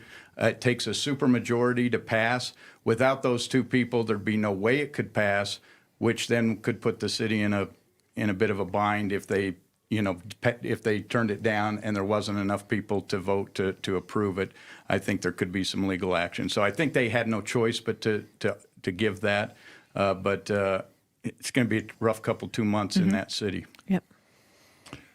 Love it. Thank you, Landon. Randy. Well, Nemo, I think, gets the trophy for the most articulate speech of the night. We heard. That we heard, yes. Well said. And I really have a respect for the people of Texas. Fairview, I mean, yeah. they came out and were very articulate, very prepared. And with my experience with the Newport Beach Temple, they had the same thing where they had a very high steeple, and they did reduce it, by the way. But the people of is it Fairview? Yeah, they got to watch this carefully because what they did in Newport Beach is they frankly lied about or had a mistake about the height. Yeah. And a guy went out with a sextant and actually measured it and called him out on the lie or the misinformation, and they reduced the size. So I don't know why they can't reduce the size here. They've done it before. Well, I think it's because it's so large, it's so over the regulations. Mm-hmm. You heard them say 48 feet is the highest we're going to give you for roof. The building's 60. You'd have to completely redesign the building. It would have to be a different building. Well, it needs to be a different building. Yeah. Yep. So. Yeah. All right. Well, I'll just say as a closing thought that if you don't like the church and you don't want it to succeed, you're probably cheering on the church's current temple steeple push, because clearly the Mormon church, the reason why the LDS church got rid of the term Mormon is because they product tested or market tested the value of the brand name, and it was a toxic brand name. Plus, we owned all the SEO, Mormon Stories, and all the other Mormon podcasters. We already owned the SEO. It was a toxic brand for the church. There is that. So the church jettisoned it. And so what's the point of doing a brand reboot? What rebrand would Jesus do? What's the point of doing an expensive, excruciating rebrand, lose all that SEO, and then engage in tactics like this that just destroy the goodwill? And I'm sure they're not going to stop. I mean, there's a couple hundred temples yet to be built. Yeah. So they're just going to go back to the drawing board and try to find other sneaky, creative ways to do what they're doing. And all I'll say is, LDS Church, the people who hate you are cheering you on. So if you want, if you want to reward your enemies, keep doing exactly what you're doing with Mormon temples. Am I wrong? Bingo. No, you're not wrong. And I think about the residents that we work with. None of them knew much about Mormons. They do now. And what? No, really. And what do you like? The people in Cody, we're church-going folk. So are these Mormons. We'll work this out within a month. Who are these people? Yeah. And not in a positive way. And they're never going to forget this. Yeah. They are never going to have a positive opinion because of how they've been treated. One of the most common comments I saw was, "I feel sorry for the missionaries in McKinney and Fairview, the Mormon missionaries." Yeah. Can you imagine knocking on doors right now? I mean, you're generating ill will. Yep. And then these temples are going to just be these big bright eyesores, and the more that the church refuses to apologize for its racism, fix its misogyny, and be anti-LGBT.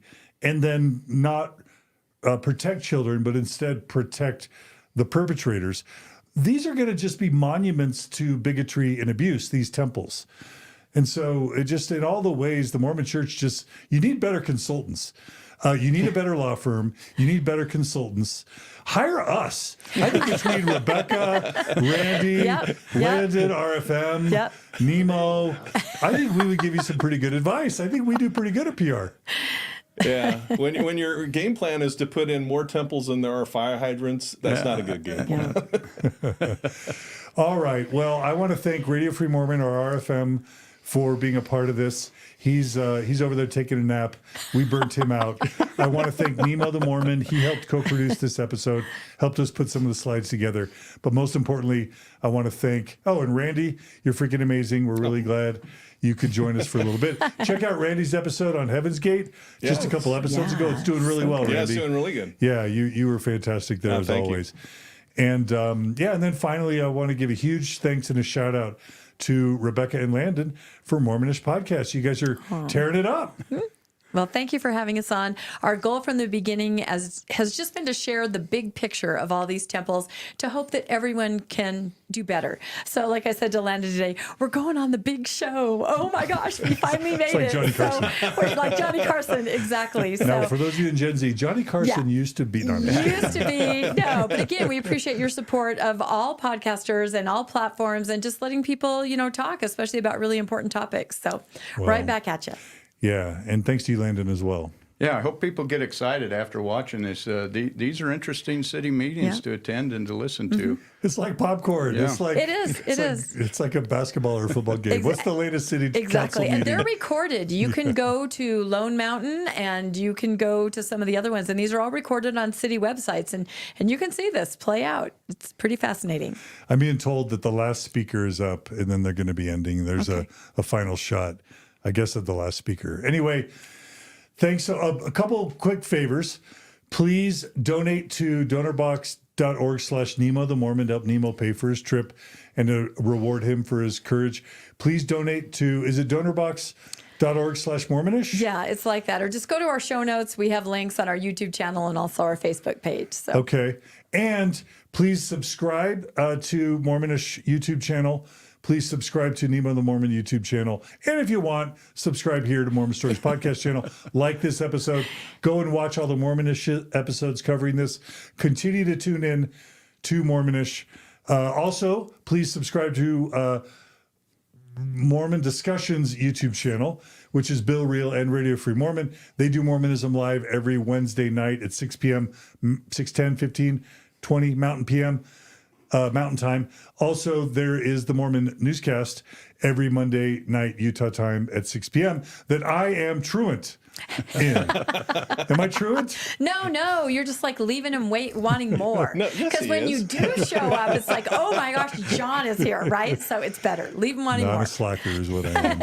I've been a little busy, but I'm not going to talk about that right now. Anyway, please subscribe, like to all these channels. Please donate support. Donate to Radio Free Mormon and Mormon Discussions. They need your support as well. All good nonprofits. And we want to thank our donors for their support that allows this space to be possible and allows us to collaborate. Also, huge thanks to Maven for doing the moderating today and her production. Thanks to Julia for her time codes and show notes, her shorts, and for her co-production of episodes, co-hosting, and she gives me little tips behind the scene that are really valuable. Big thanks to Brooklyn for her editing and our board of directors. We love this space.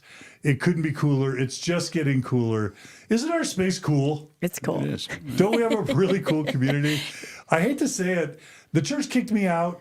So, I mean, it's not my fault that I'm not Mormon anymore, but I have to say, I'm still Mormon. I'm not LDS anymore. Mm-hmm. I'm having a lot more fun than I did when I was in the church. It's just true. I don't know. Yeah. They say wickedness never was happiness, but I don't know. Are we wicked or are we more righteous? Pretty happy. I think you're doing the good stuff, just telling the truth. All right. Well, thanks everyone for joining us today on Mormon Stories. Be good to each other, be kind to each other, and we'll see you all again soon on another episode of Mormonish, Radio Free Mormon, Nemo the Mormon, and all the other shows. Take care, everybody.